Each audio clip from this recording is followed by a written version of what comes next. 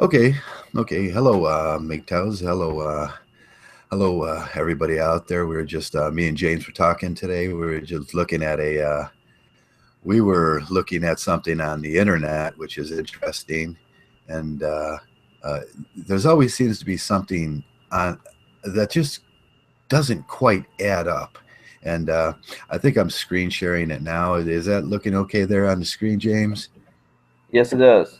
Okay, so I'll just move along without my screen, and then we'll click on this. Well, this is a pregnant woman. Uh, Pregnant woman was abused by boyfriend, and the stranger found out. He did something amazing. Now, there's that classic picture that they share around Facebook, and that's a classic picture that you can get anywhere on Google Apps or Google Pictures. So it's not really that girl. Uh, a pregnant, and the presupposition was okay. She's beaten. They show you a picture of an abused girl. Then they give you this presupposition. Pregnant woman was abused by boyfriend when the stranger found out he did something totally amazing. I'm standing in a line around midnight. Okay, now remember these lines because they'll come back. In front of me is a pregnant girl about 20 years old. She's wearing pajamas and clearly looking as if she's been seen better days. I mean, I'm sure she has. She's wearing her PJs. It's midnight. Uh, she's in a grocery store, and she has a black eye, and it's a little alarming to me. Did you find anything, everything all right? Says the cashier. The pregnant woman says, yes, thanks. Can you see if my card has anything on it before you ring me up? Okay, that's something you should have did before. There's places where you can run the EBT cards and check out your balance before you know. So something right away doesn't sound right. She's standing in line doing that. There's a whole bunch of things. Okay, pregnant, and then they keep going. Pregnant woman was abused before, and then the cashier says, "No, sorry, I could not ring these things up at this time. See if it takes it." And she says, "See if it takes it again." And she said, and three other people are in line, and no, let's just try. I hope the deposit is hit. Uh, so the cashier rings everything up and tries uh, she says, no, do you have another form of payment? Because it doesn't go through. Now you can imagine this thing playing out in front of you, and you're the guy in back of the line or something's going on here, and you're like, oh God, this is horrible. Uh, now the pregnant customer says no and starts crying. She's using neoteny, and it's probably not easy to use neoteny with a black guy may assist with that. He must have already canceled the card. So what does that tell you, James? Well, it means it's not her card and she's It's committing a crime. she's committing a felony right now. It's not her card. She's telling the cashier that, and then the cashier makes the proper response. He says, "Canceled the card." There's something wrong with that. To the cashier, the cashier knows these things. The pregnant woman says, "My ex-boyfriend, now ex-boyfriend, kicked me out tonight. He came home and said the baby could not be his and hit me and threw me out. Uh, he must have called and canceled the food stamp card because it's his card. He has every right to cancel his food to that card." And she's standing there in line, knowing this. Uh, I don't even know where I'm going to put all of this. Now, that statement right there, I don't even know where I'm going to put all of this. And we talked about that earlier. A friend is letting me use her refrigerator. It's probably his refrigerator, extra fridge until I can get. So she says, I don't know where I'm going to put this, but she already knows a friend is going to let him put it in. She already got an apartment. So Basically, she's this, trying to use as much money as possible to buy as much stuff as she can before her ex yeah. can have the chance to cancel his card that he probably knows that she stole. So he knows she stole it. She's out. And She's in a probably hideous way. whoever she's going, that's probably the actual father of the kid as well. Yeah, that's probably the actual father of the kid, wherever she's staying. And she already knows where she's staying, and she's trying to pose it two different ways, which is a classic crackhead move in my books. If I hear that, I already go to my mind like drug problems. The customer behind me, now listen to, that's why I said it's important for the first statement. Where he said he's in back of the line. Now he says the customer behind me uh, Ma'am, put it on my ticket. And he moved away, and the customer was about clearly $200 worth of food, and the pregnant customer was about $150. Sure, the cashier says, no, I can't do this. Oh, I can't do this. This is, but she already knows. She already has this set up. You know, Captain Saberho coming in. Yeah, Captain Savaho coming in. Don't lecture me. My mom kicked me out, and my dad. Now he's telling the story. Now he's telling the story between her and the other customer. And I don't know if it's coming from him at this point or the customer. Okay, customer behind me. Honey, don't lecture me. My mom was kicked out by my dad because he thought she was sleeping around. Now, the question of she thought he was sleeping around was, it was just a bizarre one to me. And it seems like he lost their tense in the story. Doesn't that seem like the verb tense is off? No. The Captain Saberho is coming in, Yeah. and he says, put all of that on my tab, and then he goes into telling her that his mother, was kicked out by her husband because he knew that she was sleeping around. His mother tells the sob sleeping story. around. Yeah, she worked at 2 jobs to keep a roof over my head. The strong, independent woman trope. I'm letting some deadbeat. Immediately, that guy is deadbeat. How so? Why isn't she a deadbeat? She doesn't have a job. She doesn't have a job. And She doesn't have a job. She's hoeing around, taking a felony. So all of a sudden he's projecting on her. I can't. She's going, oh, I can't do this. But she already had it planned. And I can't pay you back. Don't have a job. And then we'll go to the next one here. A customer, but take my card. And I don't know what kind of card he's using right now. I've seen you here in a few times, and you're such a good girl. You're a very nice person. All the employees love you. I need a receptionist for my apartment complex. Come by tomorrow, and we'll have an interview. And now she's got a job. She is like Captain Savo is jumping in here, but he says, take my card. And I'm wondering if that's an EBT card or a debit card. At this point, they don't clarify that point. And if he's using a EBT card and he owns an apartment complex, there's 2 felonies. And the total came to 452. The customer behind me gently pushes past. No, it's not a DBT card. It's a debit card. It could have been a debit card. But not only. He's a literal simp. That's his. Yeah, he's simping. Beth is coming in, paying, and then basically already inviting her because he's hoping to stick his dick in it, even though she's already pregnant. She's already pregnant, and he's hoping to get that because sexual cryptis, we all know they want the community. Women want the community, and that's what they want. And that's what she's getting here, the community, and that's what they're trying to push here. Is the community has to do something about this horrible problem that we see in front of us. And then he says, customer, things do get better. See you tomorrow. I'm serious. So whatever transaction, sir, whatever you are, wherever you are. Okay, this is an odd statement. Sir, wherever you are. Probably it's supposed to be a whoever you are. Yeah, it's supposed to be whoever, because wherever would presume the fact that she never went for the interview and she just took the money or somebody made the statement up. You restored some of my faith in humanity. Thank you, ma'am. Now, ma'am is the. This is probably written by this is probably a comment made by the author of the article. Yeah, the author or the person working there. Yeah, the author either lost a pronoun sense in there, and she's talking from her point of view, and the point of view changed halfway through the story here, or wherever you are, I hope you and your baby have a great life. So he's talking from the point of view changed there, too, from sir, wherever you are, to I hope you and your baby have a great life. No. This is just whoever probably wrote the article. He's simply saying after all of this has transpired, he's simply adding his statement in, so that addressing both the hoe and the man and the simp behind her. And so wherever you are, you restore my faith, and to the hoe, he's hoping that she continue hoeing and cheating others. Yeah, it's a past tense, so obviously the transaction never took place where she took the job the next day or got the apartment. She just got the money and left.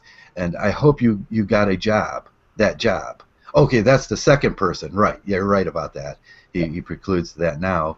And the line, the third person was a job. But judging from how a man was talking, I'm sure you did.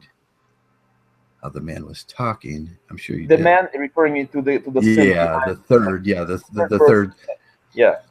So we had the two simps, and this was a transaction that played out on the. This comes from interesting things. There was actually two articles in here. That's a Canadian bus stop there, by the way.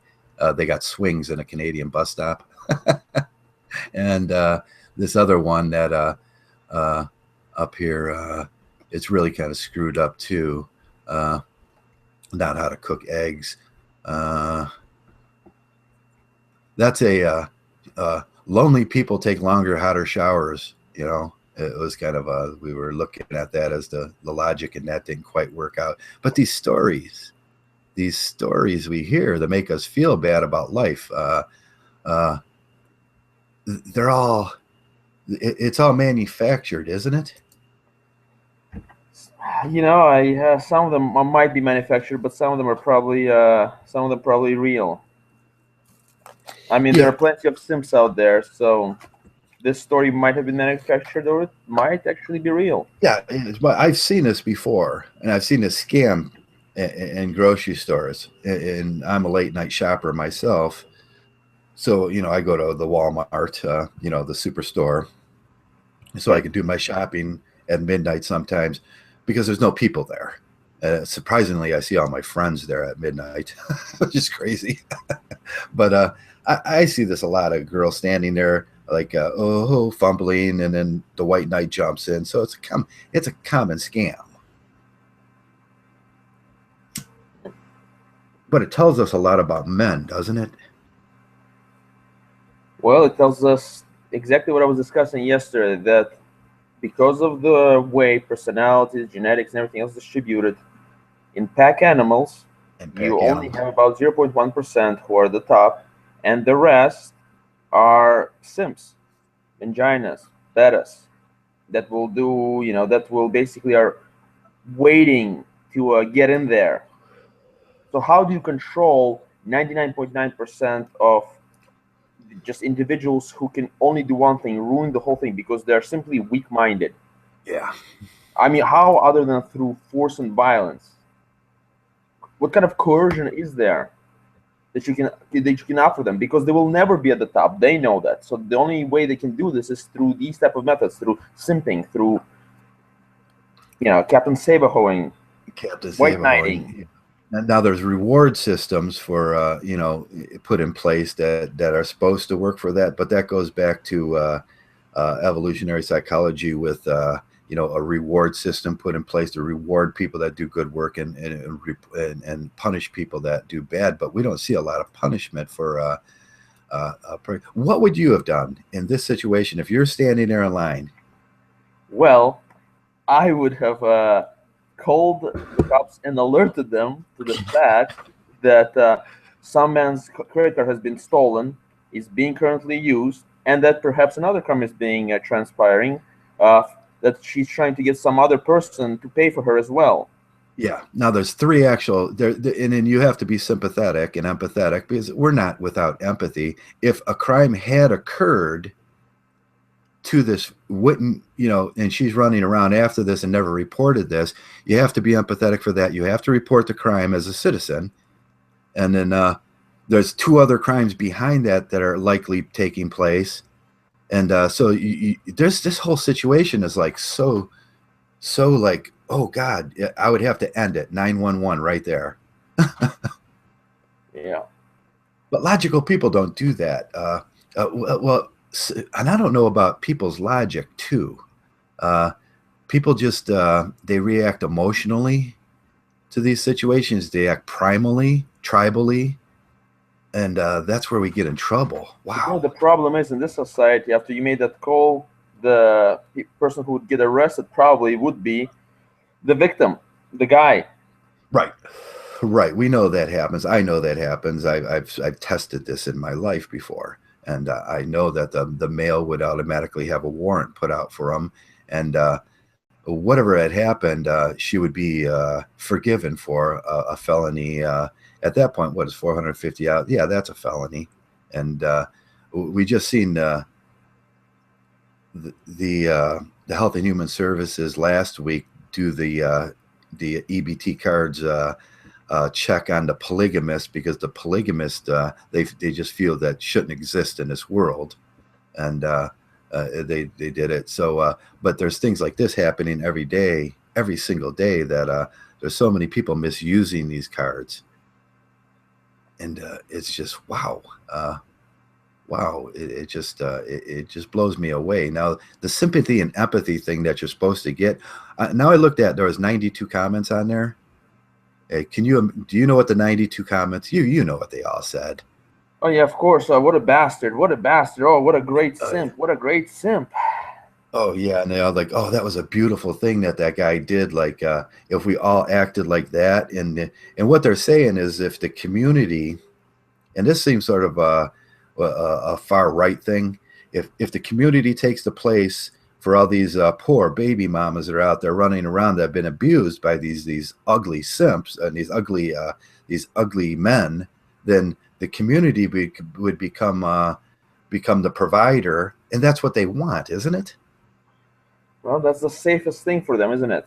Yeah, that's sexual cryptis, and they want the community to take care of the child because they want the male, the figure. That's what sexual cryptis is about. Even a single comment raised the fact that this cuckolding hoe was basically using somebody else's card, stealing money, committing a crime. Did anybody even made that comment in the comment stream that you read? Yeah, I didn't even see that I was the first one to say, hey, doesn't anybody see the logic that's not in this? This doesn't jive. I said, this went sideways. And it was like, it did go sideways for me. And there were so many other questions that should have been asked at that point. But nobody sees that, and everybody wants. And it seems like these are pushed on us by this system that just wants what it wants. And you look at the system and you say, okay, the Health and Human Services, if they ran this ad, this seems like a Health and Human Service ad to me. It's very popular. It's pushed through, and they want the community to, but man, guys, most guys don't understand how the food stamp and how the EBT system came about to begin with, and now it's a double hit. The EBT system was started by the Methodists and the Catholics and the Methodist Fund, and then it became such a huge fund that they transferred it to the government, and then the government started taking care of it. And what happens is it started being abused, and it shouldn't have ran out till 68, I think.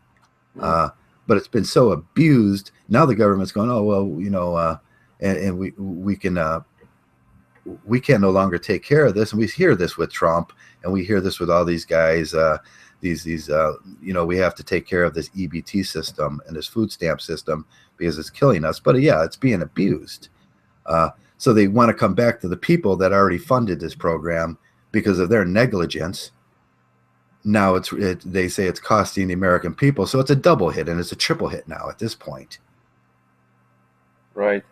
And it's through the same shaming techniques and the same cryptic techniques, and it's never holding the female responsible. And it's like you're drawing this picture of these horrible things, and saying this happens every day. This is out there. It's I don't want to. First of all, I don't want to see it.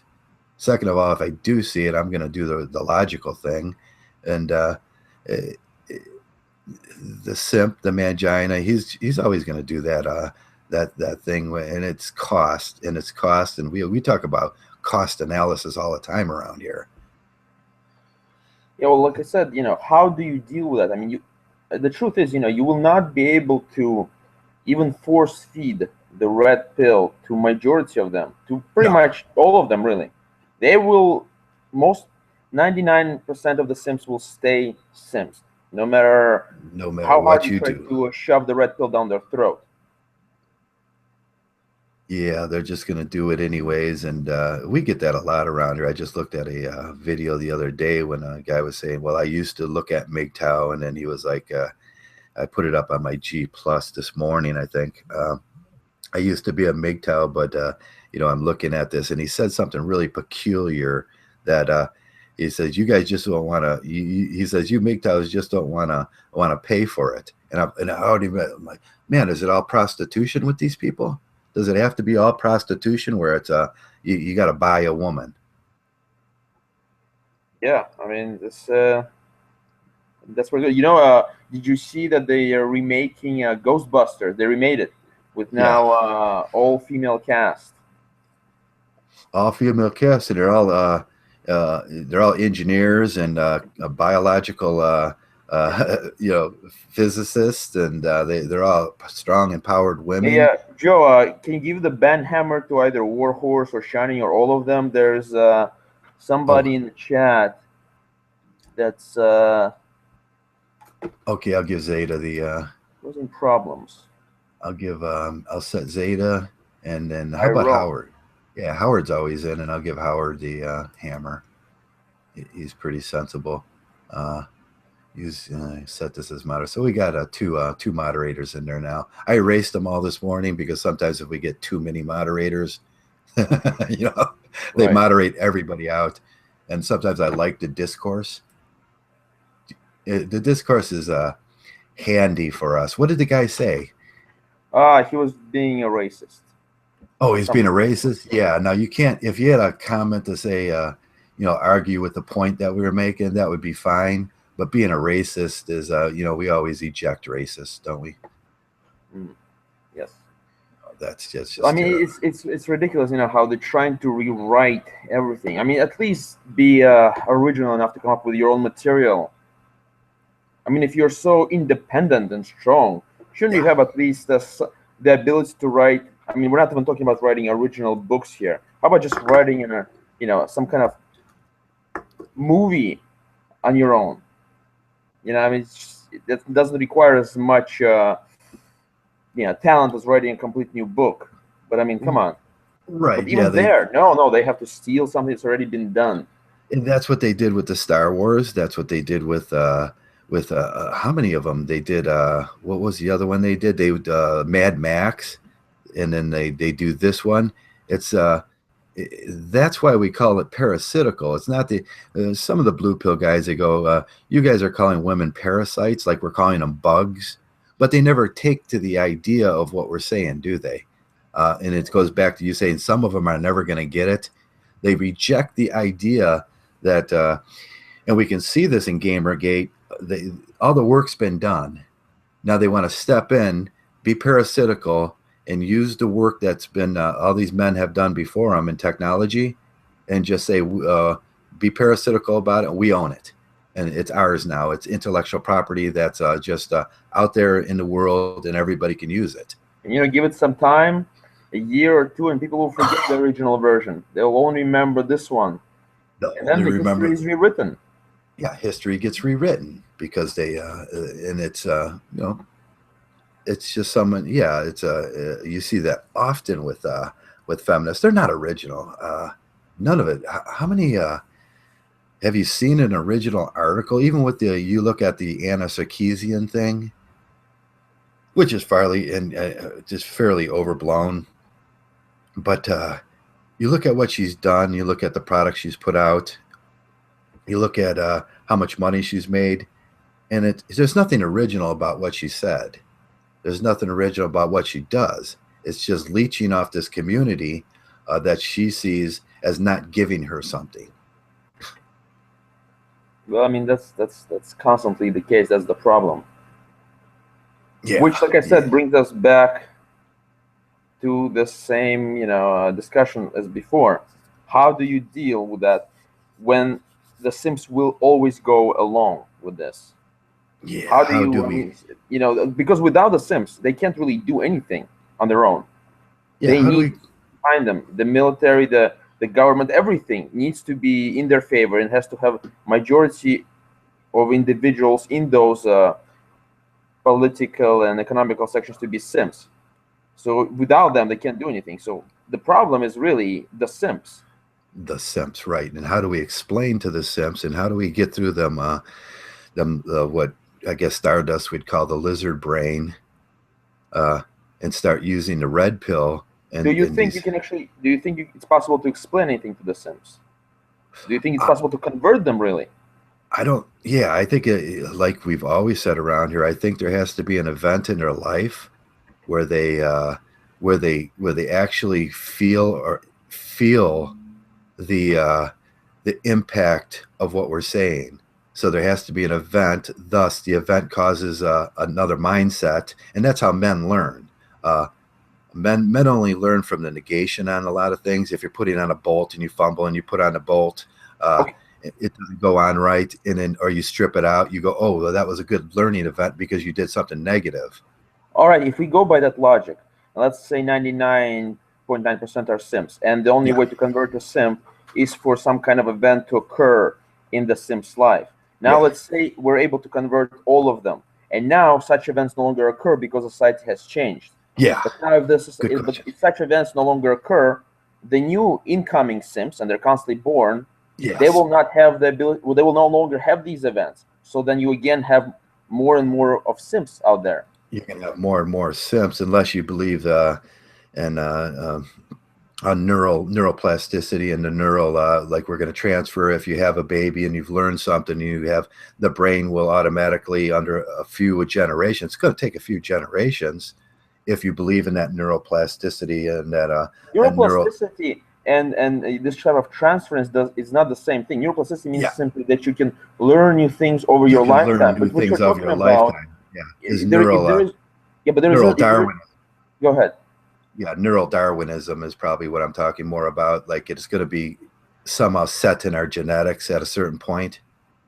But that would require a evolutionary push towards that. That would require selection for that particular trait. But there is no selection. There is no selection. And there cannot be really substantial amount of selection if 99.9% are simps, because majority of the individuals breeding will be simps. Yeah, and that's what they're breeding is more simps. I think we see it. We see it with the baby mama problem, especially. It's exclamated with that problem that we could see. Okay, the single mama baby household is farms for simps. They're just farming simps, and we could see it sort of in that. But it's so ingrained in these children. By the time they get 18, 19, plus you're dealing with testosterone and mating and having this overwhelming sensation to reproduce. It's almost an impossible problem, isn't it? Yeah, Dr. Leonard McCoy says genetic memory. I say it's real. No, genetic memory is not a real thing. There is Baldwinian effect, which in conjunction with Darwinian evolution can produce the traits that are utilized the most to eventually occur in more and more generations. That's just standard really evolution. And if you're talking about Lamarckian evolution, where whatever you learn is passed on to your offspring, that's also not, of course, correct, because again, that goes back to genetic memory, and such thing does not exist.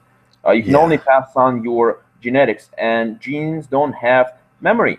Genes don't have memory, right? Yeah, they simply there, and then you mix yours with whomever you're mating with, and that's the result. And then there's statistical probability of one type of a combination of genetics or another occurring. But other than that, there's nothing else. And of course, if you have somebody with superior genetics or particular traits that are superior in the sense they provide advantages in a particular environment to survive and produce more offspring in that environment, those individuals will have better chance of producing more offspring, and then therefore their genetics or certain parts of their genetics will spread out through the entire population, because over time they will have more and more offspring, and their kind will have more and more offspring, and that's how you have a type of a selection process. Yeah, it's gene. Phil McCracken says it's gene expression, and what we do know is we can pass down certain traits, but they have to be bred in those certain traits. But what we see now is the opposite happening, where certain traits of the single baby mama and the traits that are being bred in an artificial selection sort of way is simping and manginas, and those traits are being bred in rather than the rational male. Right. So, what we're going to, if 90%, 90, oh God, 90, I could say that 10% maybe is have Mgtow red pill, but it's coming along. It's coming along a little because we did have this awakening sort of lately, but I just, man, it would take years and well, God, decades and hundreds and thousands of years to actually. So so the only other way to do this is through early education, isn't it? Indoctrination.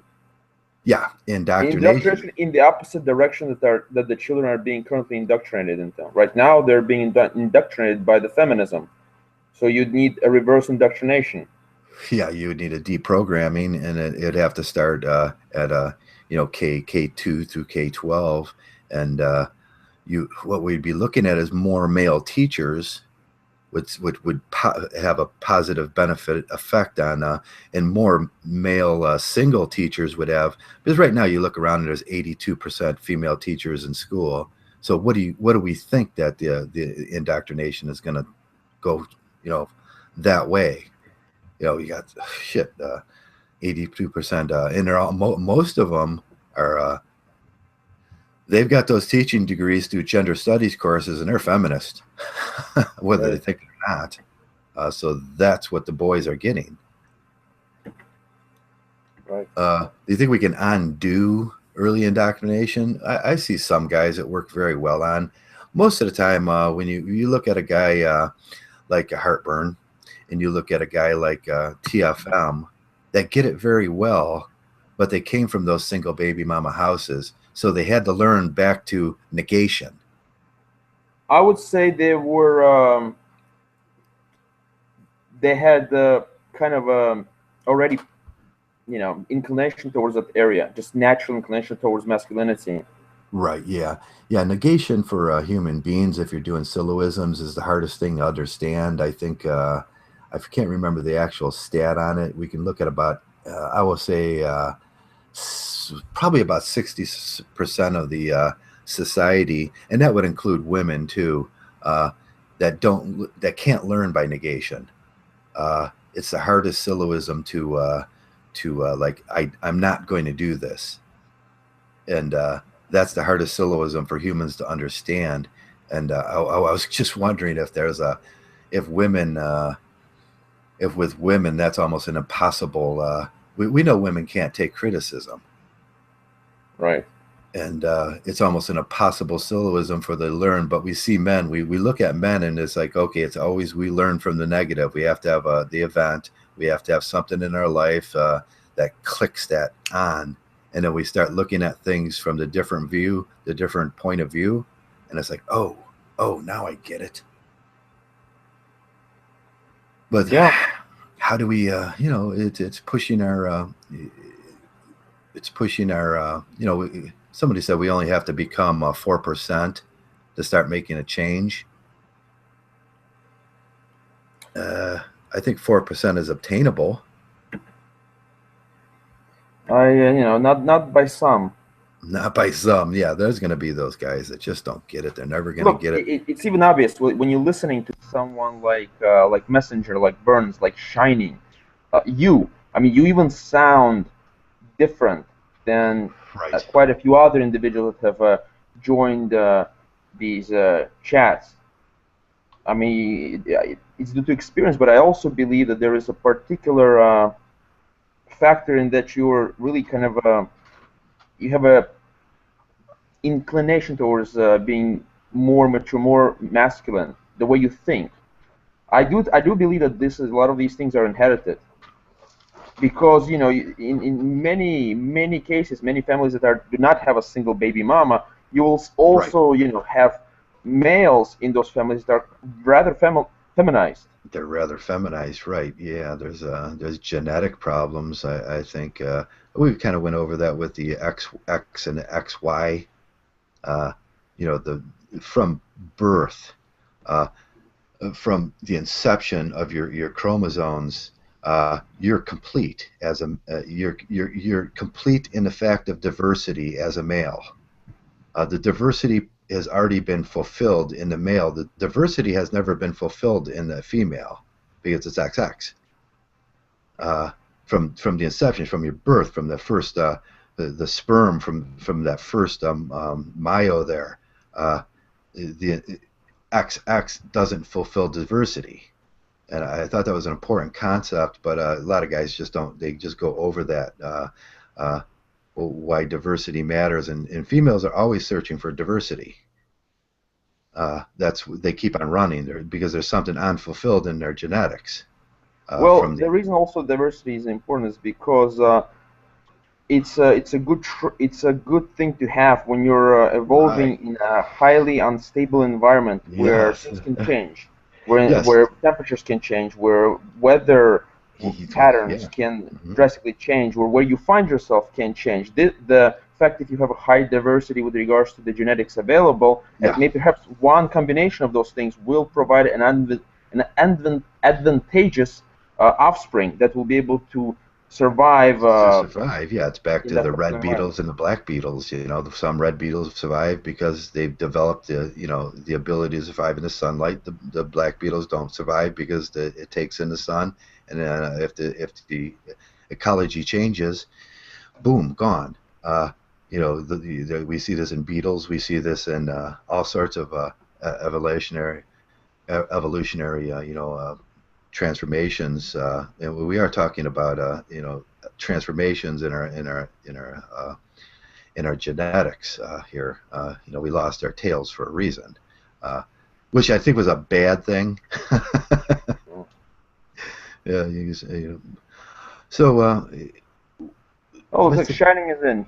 Yeah, Shining. How are you? It's Rick James, bitch. How are you guys?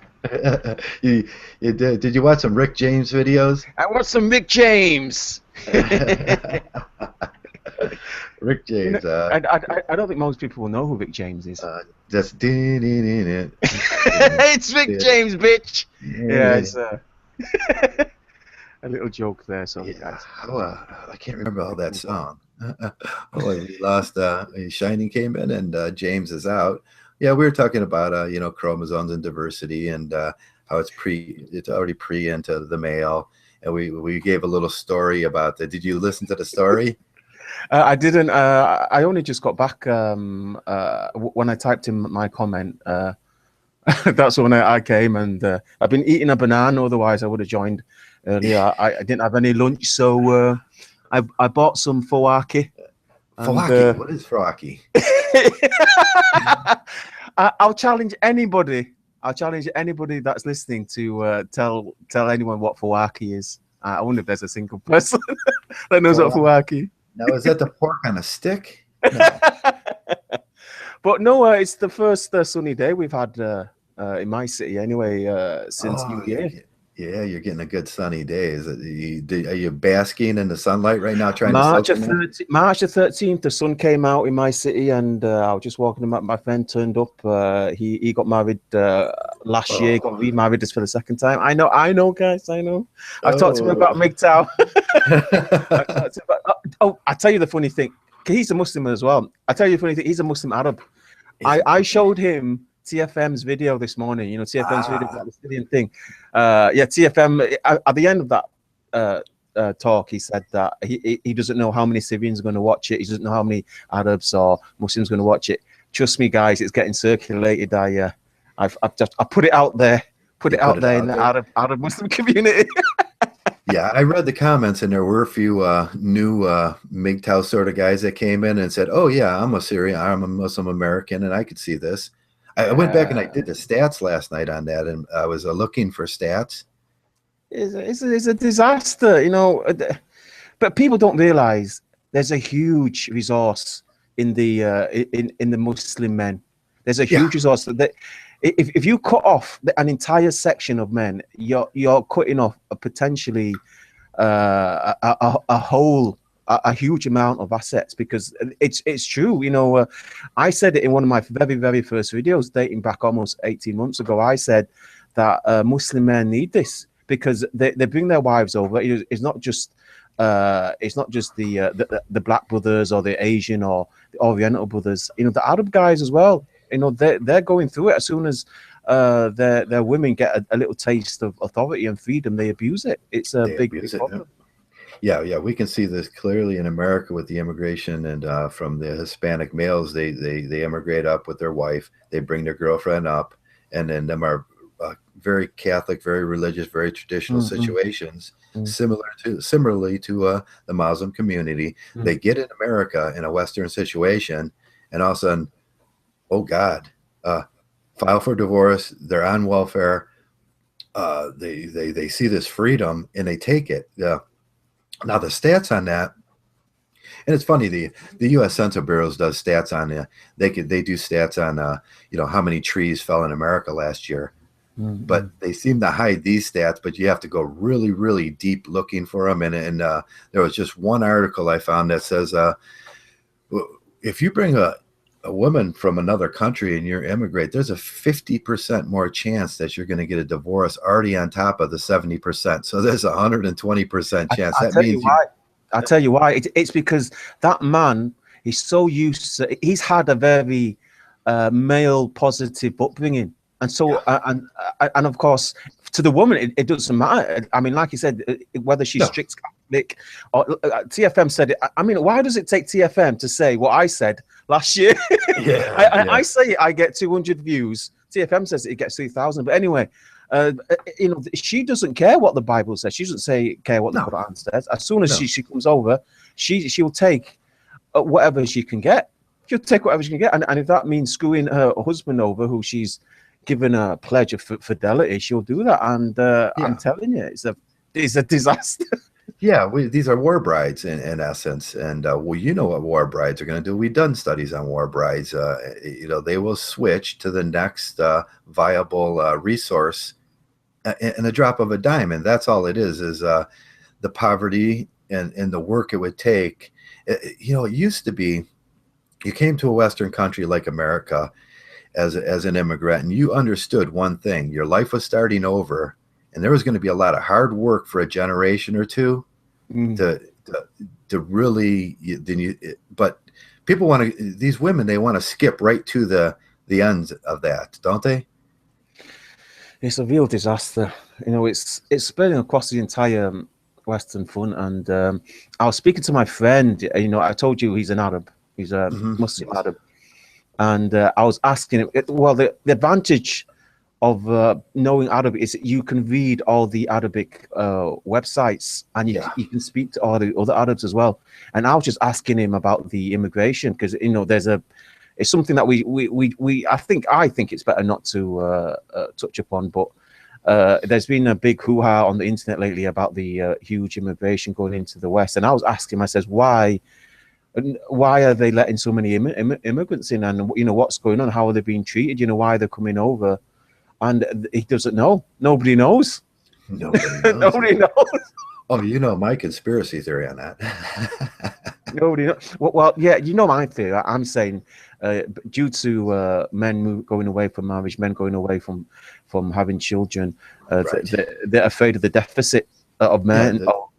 They don't want what happened to Japan happening over here. Right. You can look at the stats, and they're all below 2 now. All of them are below 2, so they see it as a viable. We go back to the XX and XY. It's an XY. It's the diversity, and it's well below 2. Yes, well below 2. Some say it's something between. I mean, Germany.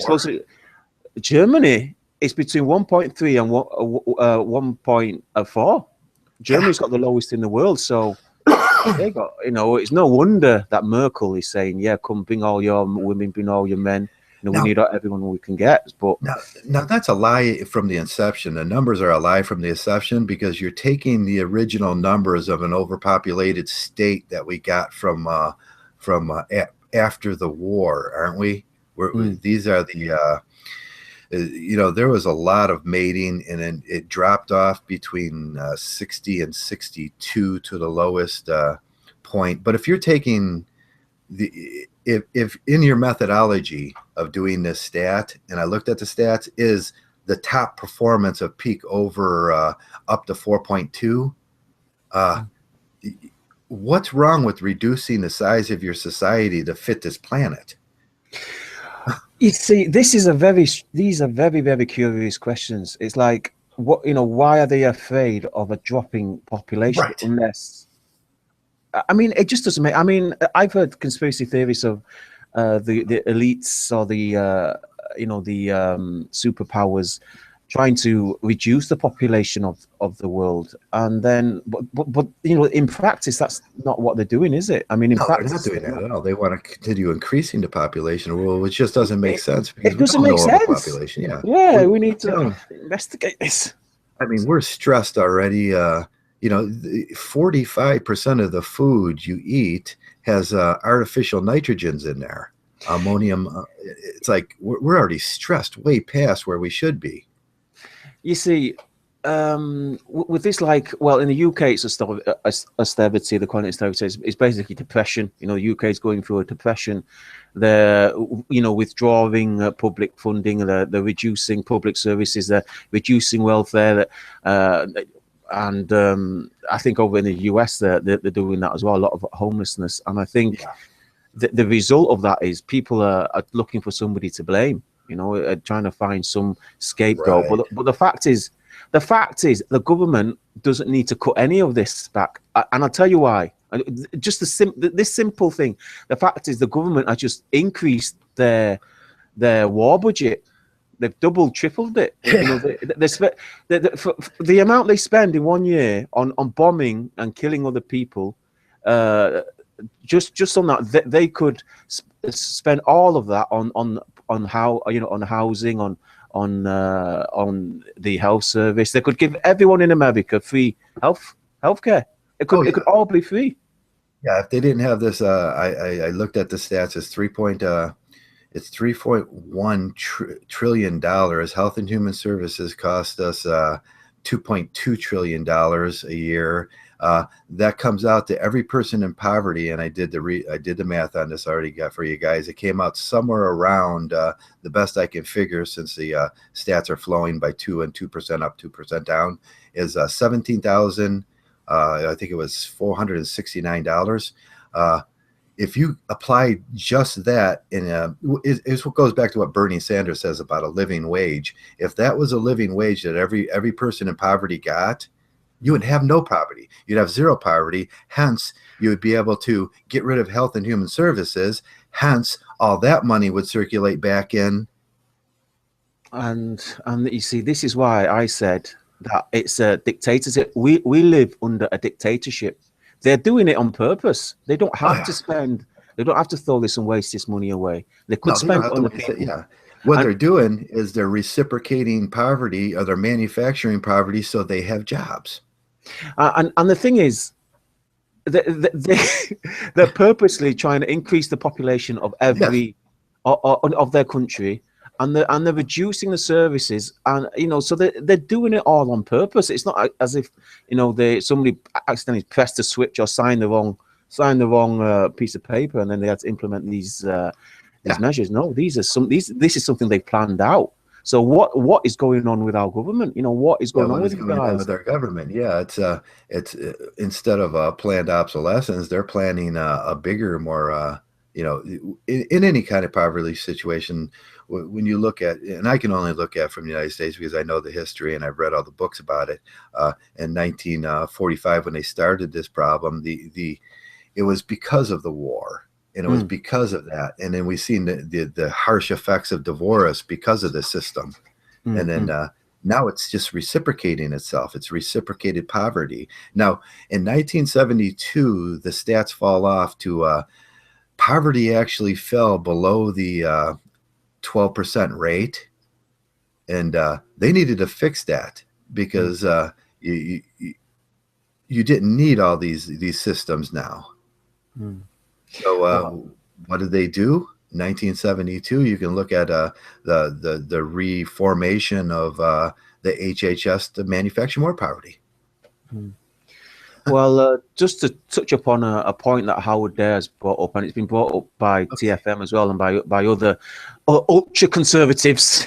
I'll call them ultra conservatives. They want to completely wipe out welfare. Now, you can't do that. You can never ever wipe out welfare because there's always going to be people that either are unable to work or are not going to get the opportunity. I mean, what about the disabled or the children? Yeah, where or we're talking about, some guy goes to work one day, gets his hand cut off, and then there's no backdrop program for that guy.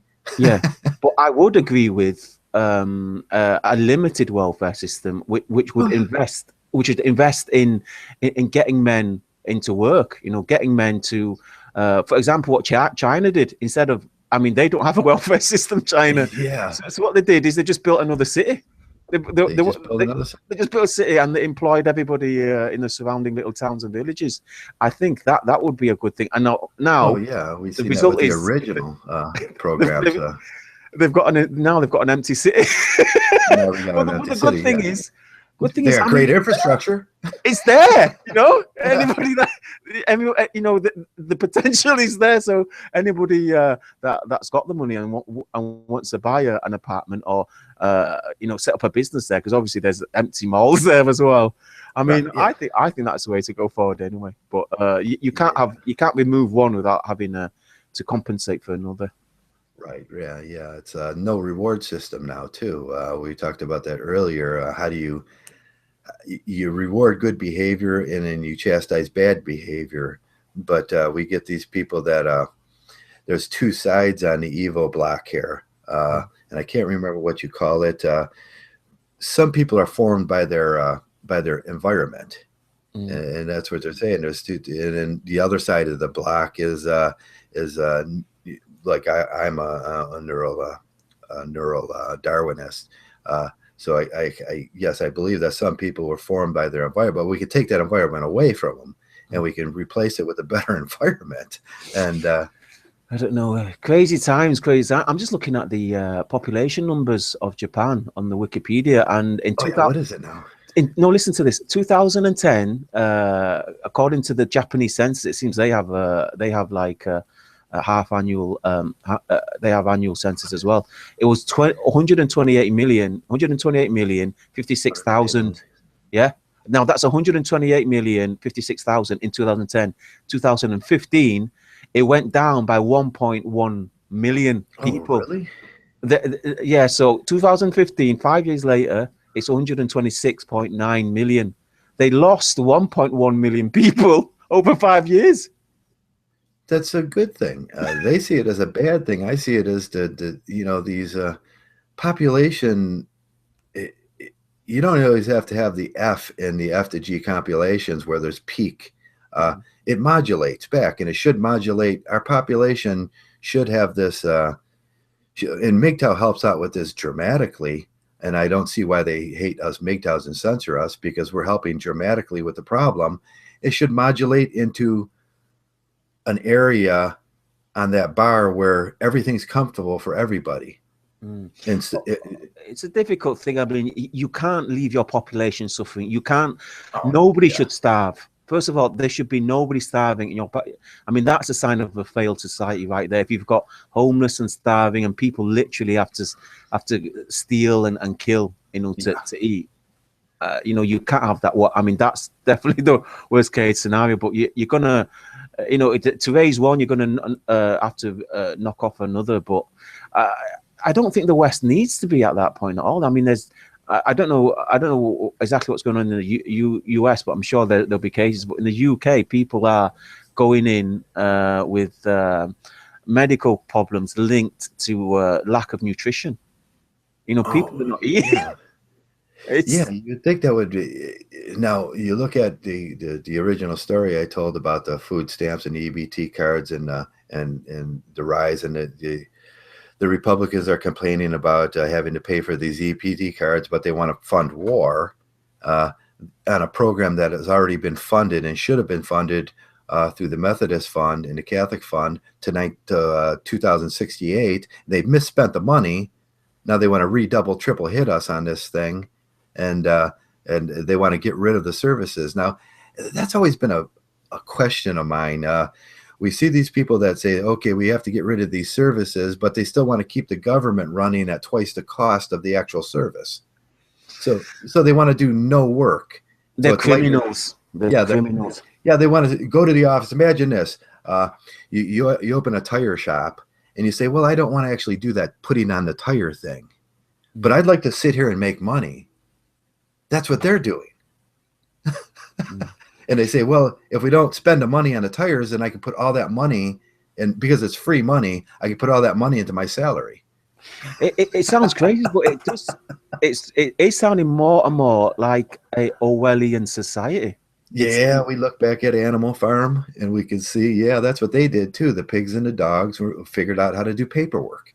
It's great, crazy stuff. Okay, so anyway, did you watch Heartburn's live cast last night? Yes, I did. I was on there I seen it. He made me the moderator. I was so happy. Yeah. Yeah, I got the wrench. It was the first time I ever got the wrench, and I was like, yes, and then I didn't use it.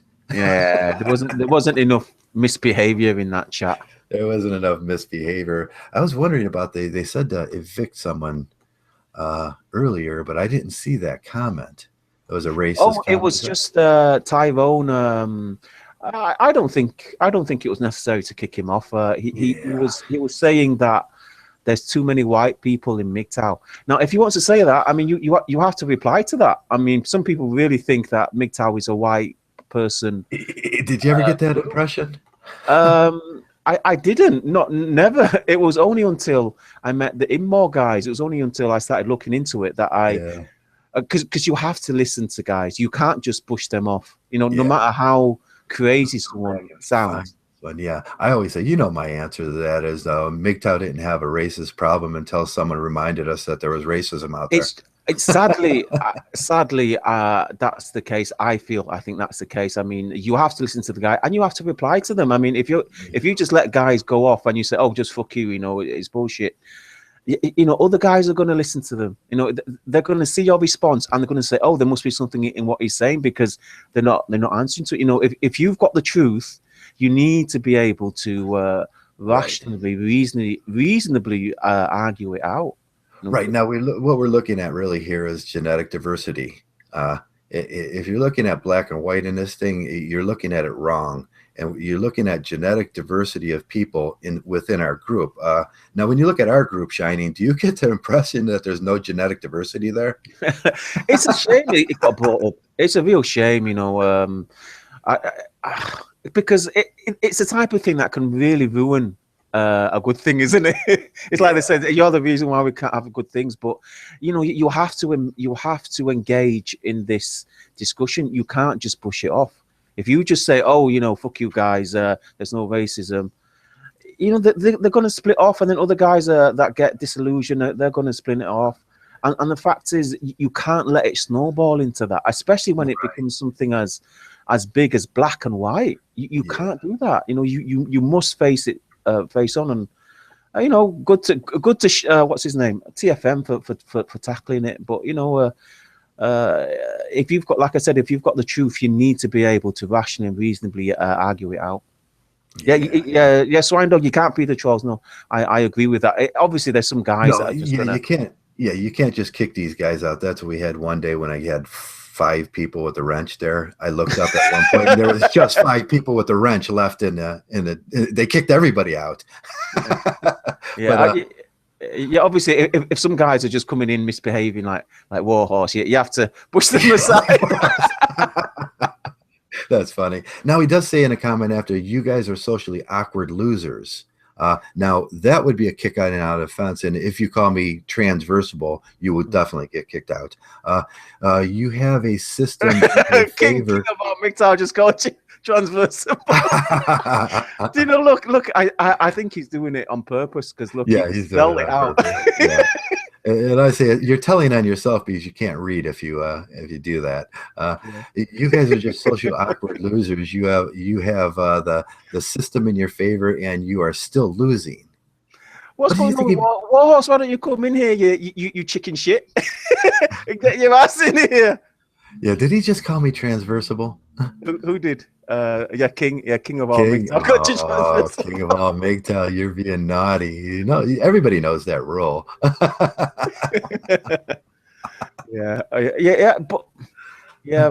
I mean, I'm hoping to wind my channel down. I mean, I was hoping that my last podcast would have been the last. Well, I've talked to you about this, but I'm hoping some of the new Mgtow are going to come over and start taking over where we left off. I think. Yeah. I was kind of, I get the same impression with me. I made, way too many videos on and trying to explain this stuff, and at a certain point, the new guys got to step up. But who have we got now? I mean, well, we did good last year, didn't we? Oh, I think last year was one of the best years for male orientated discussion. The type of things that we took on board, the type of discussions and the direction that Mgtow was heading was amazing last year. I think basically everybody that associated with Mgtow, they all got on board this. We certainly didn't have any groups splintering off. The first group that splintered off was obviously the more. I was actually sad when Adagan declared that Mgtow was racist. Yeah. I was quite sad. I tried to get in touch with him. I tried to talk to him, but that was one of the first. And now, obviously, you're also getting other little splinter groups. Now you're getting the ones that want to drift more towards a PUA, and then there's the CFL guys, and then there's all the other guys that want to. It's a slightly more complicated this year than it was last. Yeah. So. I wanted to ask you if you wanted to invite the other Shining in. I've tried to contact that guy. He's such a coward. He won't reply. Yeah, there's a few Shinings going about. I was gonna invite you, and then I was thinking about the conversation I had yesterday. I was like, oh, I should invite the other Shining in. He won't come in. I've got an idea who that is, but we got an idea who that is. That was a good that was a good one they pulled on me yesterday, wasn't it? Who? Well, I don't want to say. That conversation. That conversation, because it was a bait conversation, obviously, and I tried to be so. I got a creepy feeling about it, and then I tried to be so neutral about everything. And I was really, really trying just to be really, really neutral in the conversation with that. They are tricky, aren't they? Oh, they're very devious. You got to watch out. What someone did is, if you guys don't, if you ever get a random email from something, really, really look at the spelling of the name and the icon of the avatar, because it might not be who you think. It's just a fake account. Yeah, be careful who you disseminate. Yeah, private information to online. Especially if it's something that, if you're a producer or something, and you've had these arguments before with these people, and you all of a sudden someone's asking you about that, and you get a creepy feeling like that. I go, oh, and as I was looking at Shining, had to let me know that, and then I looked, and it was like 2 N's in the word. So so the other person had made a fake account and was listening in on to what me and the first person, which I don't even know if the first person was the account. Did that jive? Well, I think the difficulty comes when they start leaving comments on other people's channels under your name. Yeah, under my name. Now I don't know if there's another Traversable out there. Maybe somebody made a Traversable account and it's running around out there. Well, someone's made a couple of Messenger Rising accounts. Yeah, there's a few fake Messenger Rising accounts out there, and then there's we know there's a fake you running around there with it just so happens to have a anime avatar. Yeah. Yeah. But anyway, any new Mgtow channels you've come across this week? Oh, tons of them. I like that new guy. He's kind of the storyteller guy. You want me to bring that up and get his? No. You bring up.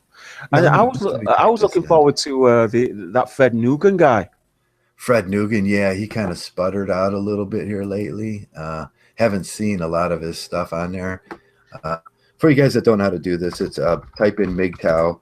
You're going to get all Sandman's video. Go to the filter to today. Last long 20 minutes, and then you get all the new Mgtows that are making videos. Okay. I did look this morning. We had the truth about why many men. He was kind of Oshley Duke Johnson. He got a lot of downvotes on that. I always love downvotes. I always love a video. Do you know, having downvotes, having like a huge number of downvotes compared to the upvotes, you always get that sort of underdog sympathy for that guy, don't you? Yeah, John Nada is back. John Nada made a video. Mgtow, which I have no idea was back, but I'm sure looking for. Oh, Mgtow made a video, and Mgtow. I don't know if you're familiar with Psych. He used to come around here a lot. I don't know any of those guys. Yeah, I found, like I said, the Fred Nugent. I was hoping he'd be a regular. Jerry Lou just jumped on. I don't know if you know Jerry Lou. He's making daily content. Daily. I think I just seen him on here. Now the guy I was talking about, the video's called "This Chick." Mgtow Chisel 72/89 Records, and he's a good-looking kid. He's just breaking into Mgtow, and I'll put him. Did you link that on G Plus? I think you did. Yeah, I think I left that on. The guy cracks me up sometimes. Oh, that was the original one when he recorded the phone call. Donate the breast cancer, and he goes, how much of this is going to go for prostate cancer? And then she just kept talking. And he goes, am I talking to a bot? And he goes, Chisel 72/89 Records. He's got his own record company. Yeah, so he's been real. Oh, one of my favorite Mgtows, Burp Freeman. Yeah, the guy that comes on and burps all the time. He burps, and he's got this That's your style, that's not mine. I was like, oh, that's a nice burp. That was beautiful from the diaphragm. And he's like, he's drinking PBRs. He's just going to vomit up one day. He's going to burp and all of it's come out. Well, Warhorse is recommending Timothy Blades. Not heard of that guy. Blades? Okay. Quick look at this guy. There's a lot, but what is it? I mean, what does it take to make a good Mgtow channel or the good male orientated channel? I mean, what is required, guys? Me and you will discuss this, but any suggestions from the chat? What would you want to hear? Obviously, people don't want to hear me. No, I think I think you're right in the center now. I think if you left, I think there'll be a lot of tears, a lot of grief. I sent a congratulations to Diana this morning about hitting 35K, and then she says, "I wish people." She was being sarcastic, and she says, "I wish people would take me serious, God damn it!" And then I said, "You can't do serious stuff on." My response back to Diana was, "No, don't do serious on Mgtow. Nobody wants to hear serious. Look what it's done to my channel." I mean, that's it. I mean, you have to. There's so many dynamics. There's such a huge, diverse range of people you're talking to just within the Western sphere and just within the manosphere. You have to bear all those guys in mind. I mean, Evic's saying, we can't be too PC, but you can't be too controversial either. You can't be too. Yeah, you got to be lighthearted. Like Burp Freeman, he sits there and burps, and he's not doing. We've got this trend from last year and the year before where everybody's going into anime, everybody's going into the deviant side and everything. And what would really be interesting if we got the comical side going back and the lightheartedness where you. I mean that's it. You need that entertainment value. You can't just have a black screen and talk like a robot. Well, somehow Stardust has pulled it off, but for the rest of us, we can't do that. I mean, you need that type of entertainment thing, and you need to be quite contemporary as well. You need to understand what's going on through people's minds and stuff. Yeah, you need to understand the seriousness of the situation. Make lightly about it. I wish I could do more, videos. Okay. Well, Swide Dog, he's saying he likes the cooking videos, especially and he likes the money saving videos. So he's kind of like the what's it now? What's that word when you like to save money? What's that? Oh, that's the frugal. The frugal Mgtow or the frugal Mgtow guys, and then King of Mgtow is saying truth and logic makes good Mgtow videos. I think that has to be the foundation of every video. You can't just be talking shit. You can't just be, making out like you're a crazy bastard. Every single Mgtow video must have truth and logic. No, whether you're just cooking or you're talking about the end of the world, you need truth and logic. I like that. That's what I like. I like the videos that are logically. You have good syllogisms. They put 3 or 4 ideas. It's expected that you do second step thinking in Mgtow because you have to. Yeah, there's so many things you need to bear in mind. I mean, you have to be careful what you say. I mean, once you put that video out, I think who was it? Was Karen Strawn? She said to somebody else that nobody listens to what you say. No, we listen to what you say. People are going to nitpick what you say. People are going to nitpick down to the very. Sometimes you have to give them that, like a PewDiePie video, where they're just you give them that face value humor, and that's okay. But Mgtow in general isn't about face value anything, because if you take Mgtow at face value, you're just a blue pill guy. There's secondary logic thinking here, where we put actual ideas together. Well, Cyborg is saying that he likes to laugh, and I think absolutely. I think trying to bring guys up. I mean, trying to increase the morale of the men, and trying to. I mean, if you can do that, I mean, it's a very valuable gift. I mean, you'd be a great asset if you could make people laugh without offending half the men. Yeah, see, men do that because most of the time in male humor, the truth is funnier than a lie. Now, women don't understand the truth about how to do that satire where you're just telling the truth, and that's fucking hilarious. Yeah, absolutely. And then who we've got here? Ben. The Ben says that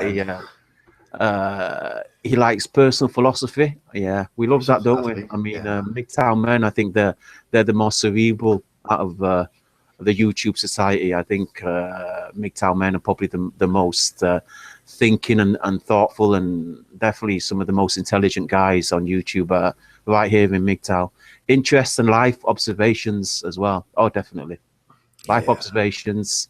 I mean, normally that's like associated with comedy. You know, normally a lot of the stand-up guys they talk about life observations and trying to turn it into some type of stand-up. But I think Mgtow, they use live observations in a very serious, normally constructive, positive manner. Yeah, Tommy Sotomayor. We can look at Tommy Sotomayor there. He looks out on his society, sees what's happening. He takes the logic in it, and he looks at the female in general and his vision of the female, and then he usually ends up talking about that. And that's funny. It's just funny. Some of the stuff he says is so logical and funny at the same time, and it's probably why he's more popular. Well, Ben continues, bringing guys together via Mgtow info alone is not quite captivating and entertaining enough. Yeah. What do you think? What do you think about that? Bringing guys via Mgtow. Sometimes you there is nothing you can't make into a Mgtow subject. So I could take like carrot farming and carrot farming in Massachusetts, and then look at it and then go, okay, I can make this into a Mgtow subject somehow. So you can provide the information, the humor. Well, let's take what's his name, Backlash. Let's take his channel for example. He makes regular videos. He talks. He's got comedy in there. He does that feminist impression. They're my favorite parts, by the way, when he makes fun of the feminists. He puts on this like pink wig and pretends he's a feminist. Yeah, incidentally, good new channel there, Backlash. And then he's got like serious stuff as well. He's got like topical stuff. He's got serious stuff. He's just gone over 1,100 subs. Yeah, his delivery is perfect too. But compare him to TFM. I mean, what has TFM got that Backlash hasn't? Why is Backlash taking like half a year to get 1,000, and TFM in the same time he's got 20,000. He's got 20 times the amount. I mean, any guys in the chat got any theories on that? You got any theories on that, Trav? Yeah, I like TFM's delivery style is very good. And then he does the Dark Knight used to do it really good too, where he would just he doesn't go off, but he plans where he goes off. And then it's like that booyah moment, that he gives you. And that's very popular when he puts all this stuff together, and then it's like beer me, to that beer me moment. That's very important, where everything comes together very nice, and TFM does that very nicely. I don't know. I would say I would theorize that it's because more people or more of our demographic can relate to TFM. He does come from Middle America. He's like late 20s, possibly early 30s. a lot more of the demographic could relate to it. Whereas Backlash, he's older. He's more of a he's half Native American Indian, so he's got. But so he would appeal to that type of a minority, I guess. I don't know. That's just a theory I've got. But Warhorse's main man has just joined, Timothy Blades. If he wants to jump in and promote his new channel, he's welcome. Timothy Blaze, okay, yeah, you can send him on. I don't know if we got him on this. Let me check it out. See if he's in Timothy. Tim Patton. I don't have him on my. Yeah, I don't have him. He would have come up already. Tim Anderson. Tim. Let me go down and enter his last name and see. I'll have to check out his videos later. Yeah. No, I don't have him on my. I can't send him immediate. If he wants to come in, we could probably figure something out.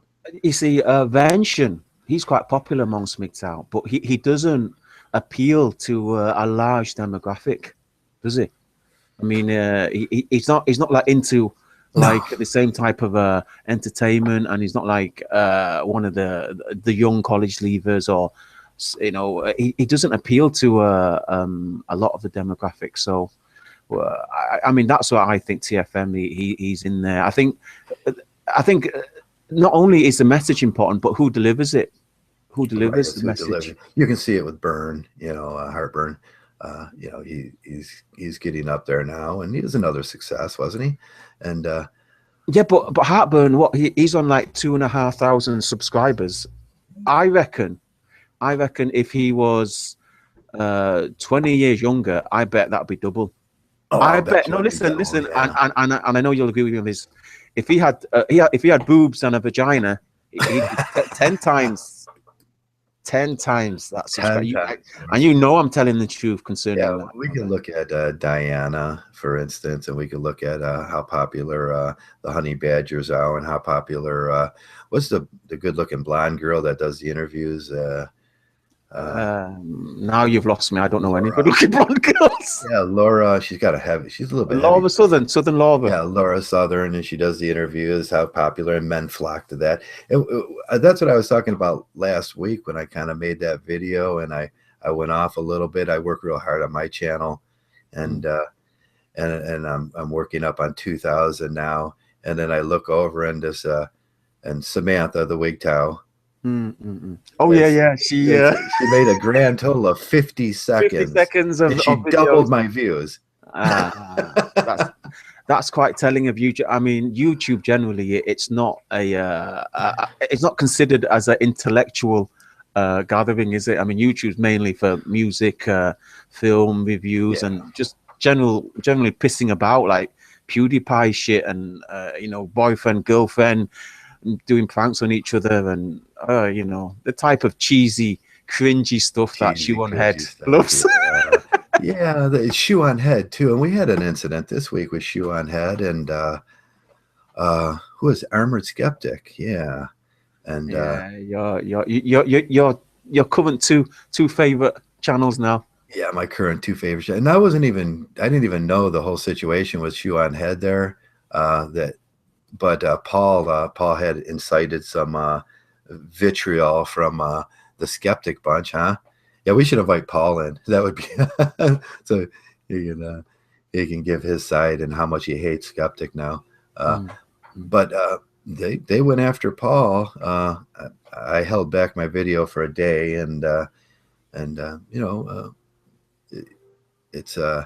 he's very, he does that goofy sort of logic with he's got the helmet on his head when he wears a suit, and in a cartoonish way that's goofy, and you can't take it it's entertainment first, information last. Yeah.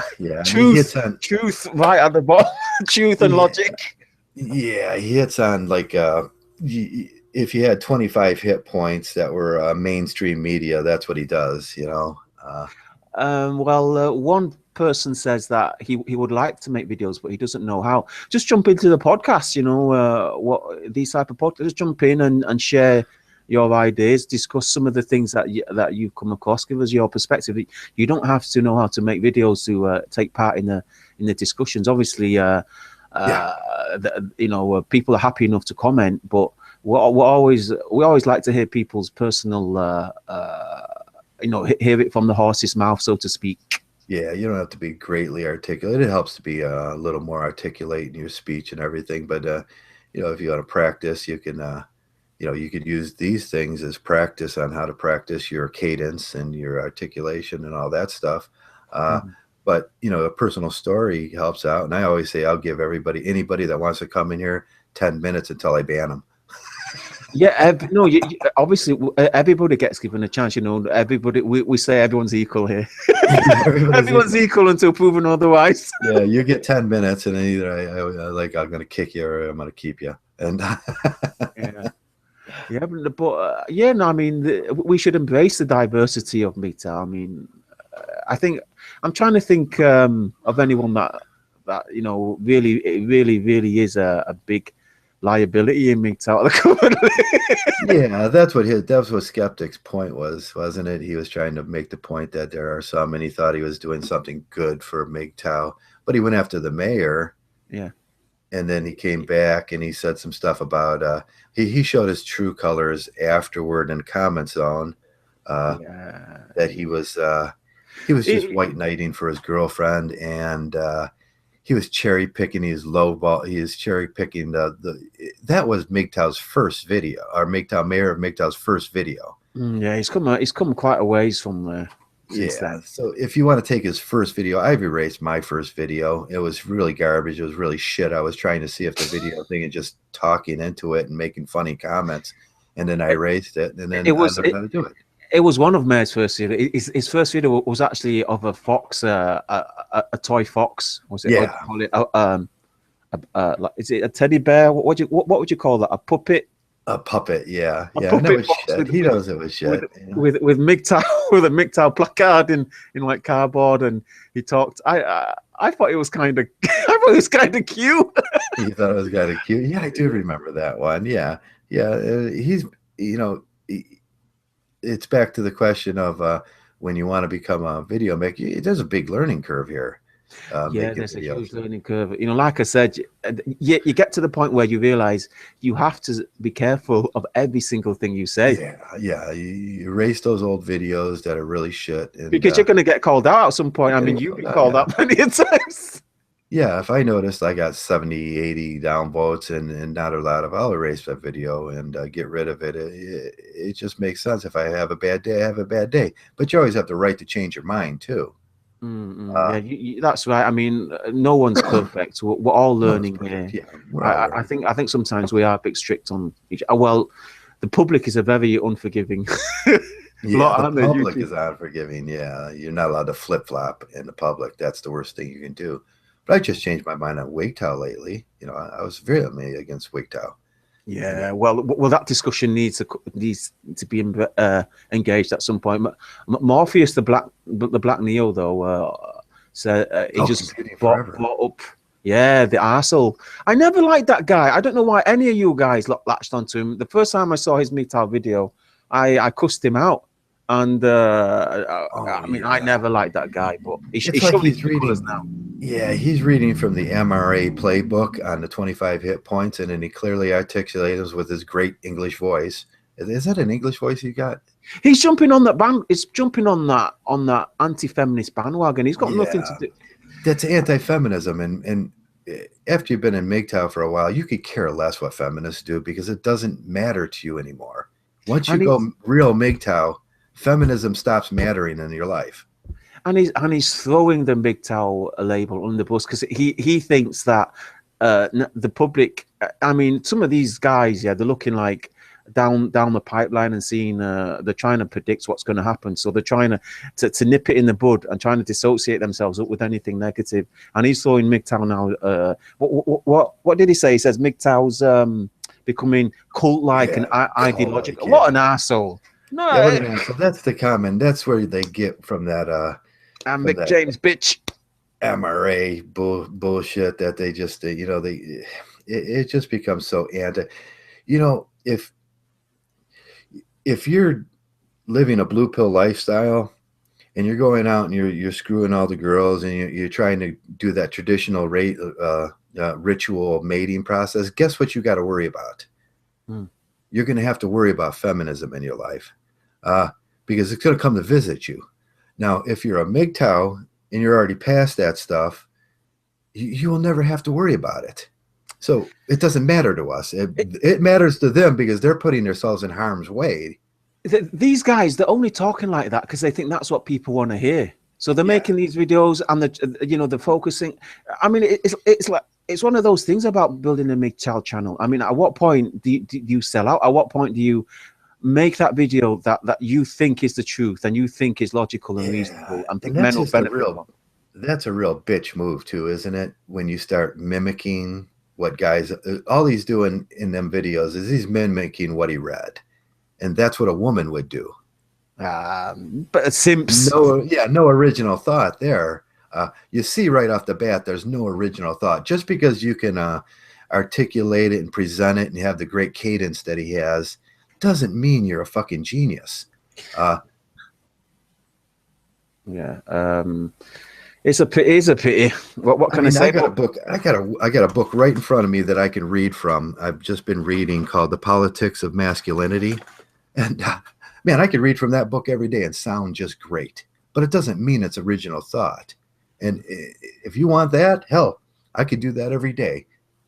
No, I'm not going to do that. I like to flip things. Don't you like to just flip things around in your head to see where they land once in a while? Yeah, I mean, that's the thing. Some guys, they don't look before they leave. They don't think things through. It's like that group think. That group thing.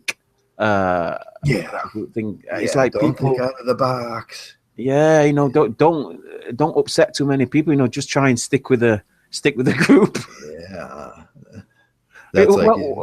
Which is why I said earlier why I said that other guy Tyrone,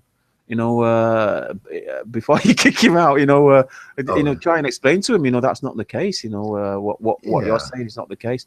Yeah, I'm not going to kick him out for I will kick him out for making a tirade of racial or saying transversable. That's the only thing you can kick that for. I mean, really, just if you got a disagreement, come with it and we'll discuss it. That's what men do.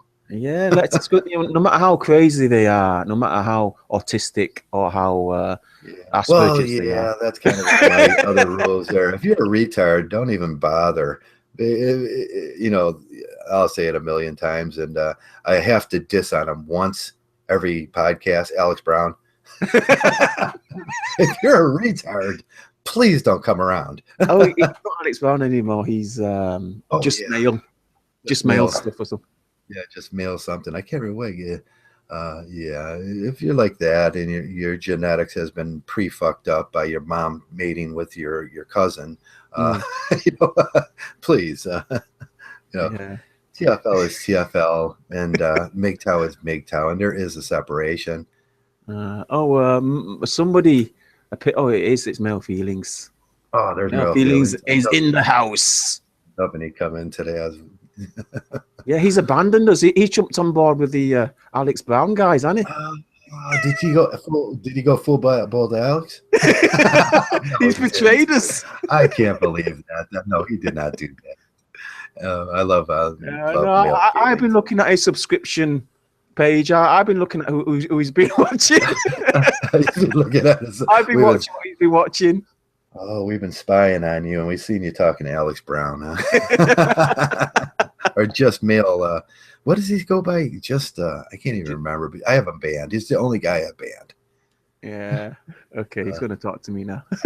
Shining. Yeah. Oh.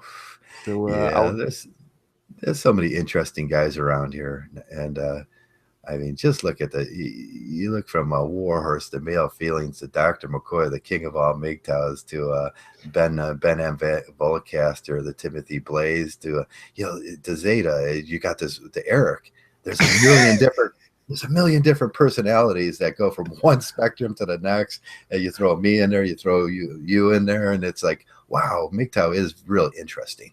If we can get guys from all backgrounds, all religions, all skin colors, and just disregard all that and just talk about the things that matter between us, I think we'll do something. It's going to sound cliche that's never been done before. I mean, when in history have all men gathered at one spot, regardless of skin color or culture or religion or beliefs, and just discuss things, discuss problems with real life problems that people are suffering from today. That's never ever happened in all of history of man. All of history of man. We've been able to, and we'll go back to my statement, and I like it because it works for me. MGTOW has no racism in it. Someone had to remind us that racism was out in the world and then try to hold us to that. It's not in here. It was sad that was a sad day, and now we're constantly having to house clean, constantly having to do damage control, and we need to do that at this point. I mean, we can't ignore it now. We need to address. Wasn't that a topic about house cleaning this week? Oh yeah, that's what Skeptic was saying. His special brand of house cleaning. But I don't think Skeptic's one of those. I don't think he's definitely not a MGTOW at all. He's not a MGTOW. Why would you come around MGTOW and say you're doing house cleaning if you're as blue pill as fuck? Got nothing against you, Skeptic. If he wants to come on, he can come on. Come chit chat with us. Let's have this out. But you better be as sharp as you are in your videos. I'm telling you, get tore up on the Throwdown. Let's check it out. Let's bring in the big guns. I mean, anybody can make a video and sound. If I put an extra hour into I make my videos in a half hour. By the way, guys. If I put a day into it, I can sound like anything I want to sound like. Yeah, right. Okay. Are you thinking what time you're going to finish your podcast? Because I'm thinking of jetting off. You're about jetting off? Yeah. I'm gonna have to love you guys and leave you and. I could wrap this up unless Warhorse wants to jump in or any other guys. I'll continue. They're too shy. They want us to do all the work. They want me and you or James to like Heartburn says, shoot the shit, and then them guys can just sit back and criticize us and throw insults at us and criticize. I was gonna do my local news because local news is always just hilarious. Look at that! I've just announced I'm leaving. And the viewer rate just shot up by 28. 50 people now. Shiny's gone. I'm just kidding. Shiny's great. He makes this program. I appreciate that. No, we all love each other here. Sometimes we have to throw the odd punch at each other. Yeah. Oh, what's that question? Shoe on Head is probably the best piece of ass I ever had. He's ever had. I think he's a Skeptic. Yeah, he's so you had some of that before. Mgtow Survivalist said he's had a little bit of that, and it was like. Okay, I'm going to check out now before I put my foot in it even more. Okay. You take care, Shiny, and if anybody else wants to, I'll wait around here for a few minutes. I can just keep. Why don't you go and take? Oh, you could take a break, like what Bernie did in the middle of his podcast. Middle of podcast. Take a break. I'm just gonna go get a Pepsi and a pack of cigarettes. I'll be right back. He tells people because I'm going to take a piss. I'm gonna go take a piss. And he was gone for like 20 seconds. That's like the fastest piss. No, that is embarrassing. I've heard that before. One of the guys on a podcast a while ago, he's like, I'm going to go take a piss, and he forgot to turn his microphone off, and all of a sudden you hear like the water was going. That's what I wanted to hear. The waterfall. And then you hear a burp. It's like a fart. Get it all out in there. Don't wait. You're talking to men about that point. You're like, okay, dude's just a dude. Yeah. Well, anyway, a big shout out to everyone that turned up. Oracle, Survivalist, McCoy, Eric, Warhorse, Zeta's there, Feelings, the King of Mgtow, Timothy Blaze, new guy. Welcome to Jenny the Ben, obviously. But I'm checking out. Hopefully, I'll speak to you guys sooner rather than later. Okay. Peace out, people. And they're digging on you now. Says Shining's going to go watch some Alex Brown videos. That would be hugely entertaining if we just sat there and watched an Alex Brown video. There's one great one where he was pacing in front of his complex back and forth yelling about Messenger. Did you see that one, Zeta? Which one? Sorry. The one when Alex Brown was pacing. A Messenger had him so up and just he said it had him so upset that it was like 2 o'clock in the morning. He put a video on, and Alex Brown was just pacing back in front of this complex, back and forth. Just, I hate Messenger. That's good. That's a good sign. It's working. It's working. How you doing, Joe? How's everybody doing? I just thought I'd jump in and say hi. Yeah. It's always great to have you in. Zeta, the hey. Zeta, the hardworking Mgtow business owner.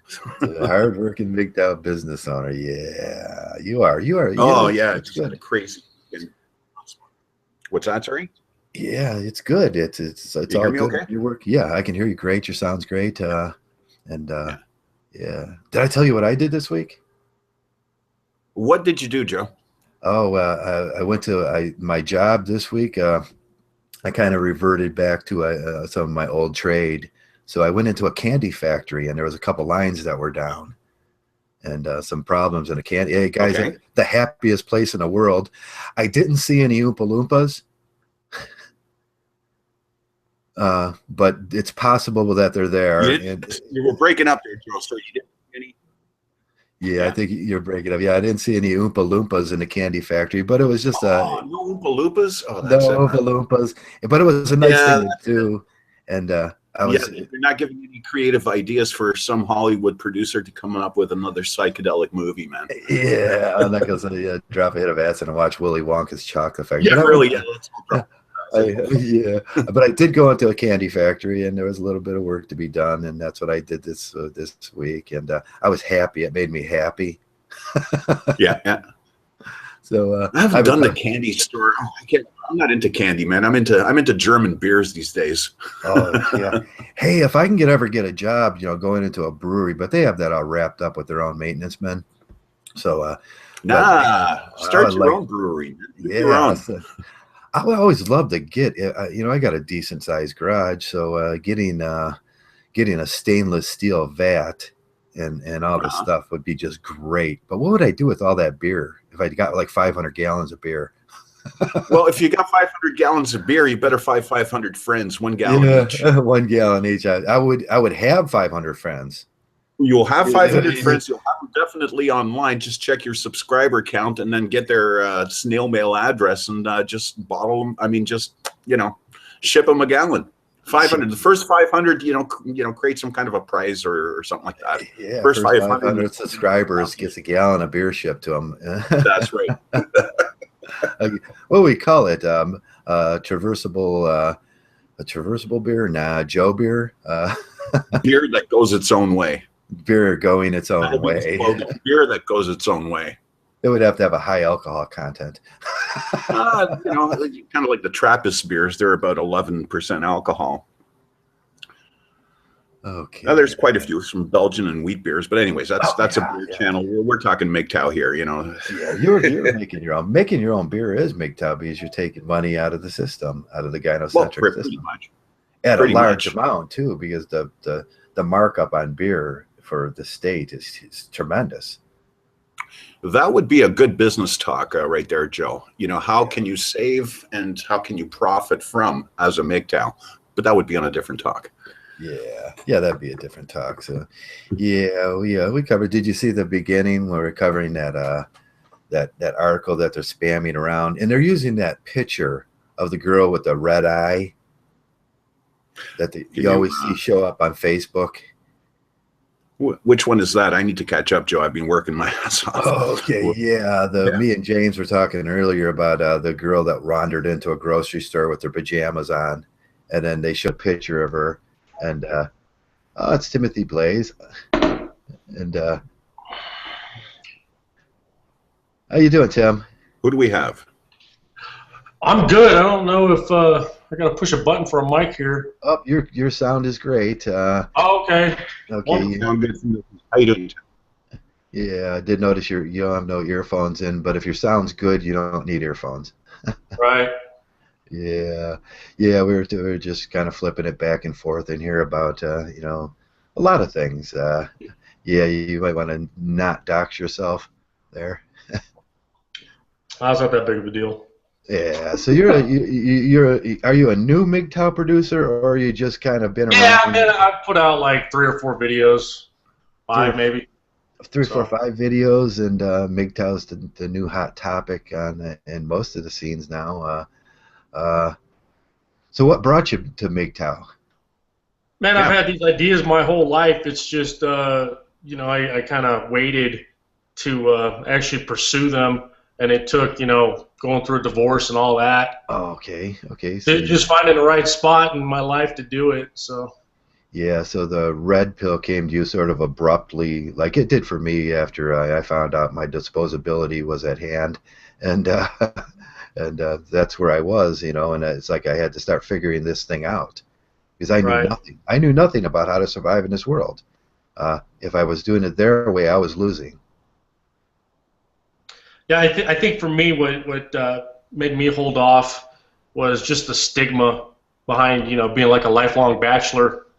You know, because growing up, you always looked at guys that were never married or went a long period of time without being married, and you're like, man, something's wrong with them. Yeah. So, but I found that it's way more acceptable these days than it has ever been. So, Oh yeah, they used to be shamed. The bachelors were always shamed, and after the 50s, I think in the 50s it was sort of cool to be that James Dean kind of bachelor, and there were houses out there that you know, there was housing for bachelors, and somewhere after the 60s, Health and Human Services shut down all the transitional housing for single males, and something happened with our society where if you weren't married and you weren't looking for a girl or dating or doing all those things ritualistically in their society, you were shamed for that. And now we're swinging back to that James Dean. I'm a single, good-looking guy, and I want to enjoy my life, and I deserve to enjoy my life. right. So there's not and we had to break through that. Did you find it hard to break through the opinions of other people? We sort of had to do the thing where we desensitize people to That's definitely an issue. I mean, because you get it from everyone that you know, everyone in your circle, Right. everyone that you just meet. You know, it comes up all the time. Like, oh, you don't have a girlfriend? You know, how long you been divorced? You know, and it's just it's like 20 questions. But I said in one of my videos, the most refreshing thing I seen, it was Lewis Black, the comedian. He was talking about how he gets approached when he's out in public, you know, because he's famous, and people are like, oh, where's your wife? You know, he's at an airport or whatever. He's like, oh, well, I'm not married. And he goes, I get that look from these people, you know, like, oh, you poor pitiful man, you're not married? And you know, he laughed it off, and it was great. I'm like, oh man, that's amazing. You know what I mean? So yeah, it's that was a big eye opener for me. I seen that about, I don't know, maybe a year ago. Do you think exactly what I think? They're going, oh, Joe, why don't you just get a girl and get married again? And then you go, your thoughts automatically go, you want me to go through that again? Are you sick? Yeah. No, it's also at the same time, it's really refreshing because the same friends that were busting my balls about not being married or getting involved with another woman, you know, they come around now and they're like, oh man, I'm kind of jealous. Like, you do whatever you want, you know. You're on your own program, so yeah, it's pretty cool. It's pretty cool. Yeah, there's my friends come over, and sometimes I'll have some, there'll be, beer cans scattered all over, and I'm just sitting there, and they're like, oh man, you just get to do whatever you want, you know? Yeah. Yes, I do, and that's the point of it. Yeah. If I want to go out and get a burger, have a couple beers, I do it.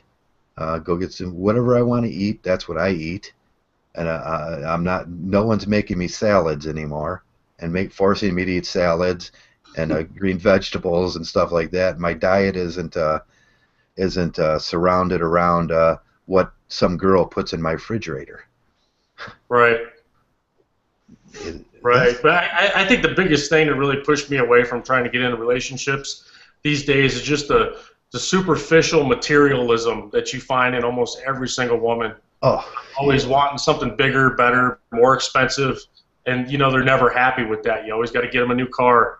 If you get a house, you got to buy a bigger house. I mean, it doesn't end, and it's with every single one of them. So, you just found the wrong girl. Oh, that's what they tell us. The wrong girl. You made a mistake there somehow. Yeah, it's not that she wanted more after you gave her more. It's bad money on top of bad money. Yeah, but you get the manginas. We were talking about that earlier, where the manginas will acquiesce to this. They acquiesce to I'll just buy her the next. It's happy wife, happy life syndrome.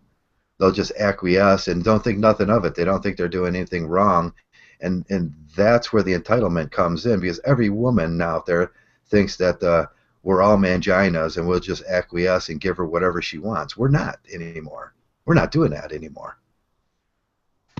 I can't really say too much. I did that myself. I remember one weekend my ex-wife was on the couch all bummed out, and I'm like, hey, let's go to Best Buy and get some TVs or something. Yeah. And man, her face just lit up. Oh, I'm like, oh, gosh, she's going to be happy for a couple days. Oh yeah, that materialism in there, and I've done it too. I was married for quite a number. I know Zeta, and most of us guys that been through the whole mill, we've done that. We tried to make it work the way they said it should work, and it never did. And it never did. We got slammed with brick wall after brick wall, right? Mm-hmm. At times we succeeded, we passed through the cracks, but at the end of the day, that's why we found ourselves here at Mgtow, because we started linking up all these things. And that's what I've said, Timothy, to many guys, is the answers were there all along throughout our lives. We've been getting the hint, right? Oh, yeah. And Mgtow in that regard is not really new. There's nothing new there. It was just a question of us meeting here like we are now, and and then boom, all the links just linked right up. I mean, you can see that in the works of Howard Dare, right? From his earlier videos just a month or two ago, where he's at now, you can see the personal growth happening. Oh, so really, that's what it's about, Tim. Yep. What I found. Do you see it as I know you've seen this in your life, the hypergamy ladder. You started off at the bottom of the ladder where it was just she wanted you to get a job and start being stable, so you took that step. And then the next was the new TVs and the furniture, and then you took that step. And the next was the next step of you had to get that next raise, and then that was a step on the hypergamy ladder. And then you go all the way up this hypergamy ladder just to find out the ladder ends somewhere. Yeah. Always chasing that carrot. Yeah, you're chasing that carrot. There's always the next step until that final step where some other guy out there got a bigger ladder than you. That's all. And that bigger ladder, eh? Yeah, she's looking at like you. I know in my case, she was like looking at like some other bizarre thing, and it's like, why aren't you like this? Why? And it's all your negatives come out. It's like, why can't you take that next step? And if it was all so frustrating, and then it makes they're Mgtow makers, Yeah. We don't have to do a lot of work because they're going to make a lot of Mgtows for us. Well, it's a somewhat related topic, but it's just as many videos on YouTube as I watched about Mgtow stuff. I also watch as many videos for people with tiny homes, and it's a really interesting subject because you'll find in there every once in a while there's a woman in there that's involved, and you're like, man, that's like a no walt right there, because they're not materialistic. They're living on the bare minimums. They're tending to a garden. They're not watching TV all day. It's like, this is really refreshing. Have you been watching Kirsten Dunstan's channel? She does all the small home stuff there you're talking about. I might have seen a couple of hers. The one I tune into. Search on Kirsten, Kirsten. Yeah, that sounds familiar. Yeah, she's got her whole channel's devoted to all that, all kinds of different homes. Actually, really good programming and really good subject matter on tiny homes and all along those lines. Yeah, it's really interesting, and I think that's the way to go. I mean, there's no sense in having all this crap we have today. Oh yeah. I like the old George Carlin skits about how materialistic we are. We've done to America. It used to be beautiful wilderness. Now it's concrete and shopping plazas. That's all it is. Yeah. The stoplights. Is that your goal? You looking at a tiny home situation? No, I can't, man. I'm too much of a shop rat or a garage rat. Yeah, me too. Live out of an RV or something like that. My dream would be to have like a couple acres with a big shop on it that has a loft up in the rafters where I live. Yeah. But that's not possible any day soon. So. Oh, yeah, me too. I always said I don't need a house with a garage. I need a garage with a room. Exactly. And that would be perfect for me. It really would. Because I'm not trying to impress anybody. I'm really not. Yeah, I get so much more done. And if you just had a garage, you walk out into your garage every morning, and that becomes a business. That becomes, you're working in there. It's fun. It's manly. It's better for us. Have our tools. No one's complaining about where I put all my tools, or my engine hoist is in the way.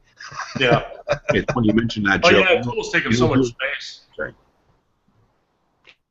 I was going to say, sorry, Joe. You mentioned, how businesses got started in the garage. Yeah. Well, Hewlett Packard. That's how they got started back in the 30s. They started the two of them out of a garage, and look at where they're at today. Yeah. HP. Yeah, man stuff. Doing man stuff in the garage. That's a great business. There's a lot of great businesses and great minds started. Just gives you the freedom of thinking like a man, because we're always striving for something better in there. Whatever project you're working on. I got 3, 4, 5 projects started out there, but I'm always working for the next one. Yeah, actually, after I get some things together, I'm thinking about doing about living in like a normal size house and converting it back into a tiny house. Okay. Because after the ex left and the kids aren't around anymore, I have so much extra square footage that I don't use. So what I'm going to do is convert the add-on living room into another garage. So and then the living area, I'm going to live in. Okay, yeah. What do we need to live in too? We need a bed and a place to make our coffee and maybe a microwave. It's just a small area men need to actually do what to take a shower. You need a shower space, and you don't need all these extra rooms and voyeurs and God. Don't forget the nooks. The nooks, yeah. You got to have a lot of. This is a nice nook right here. Oh yeah.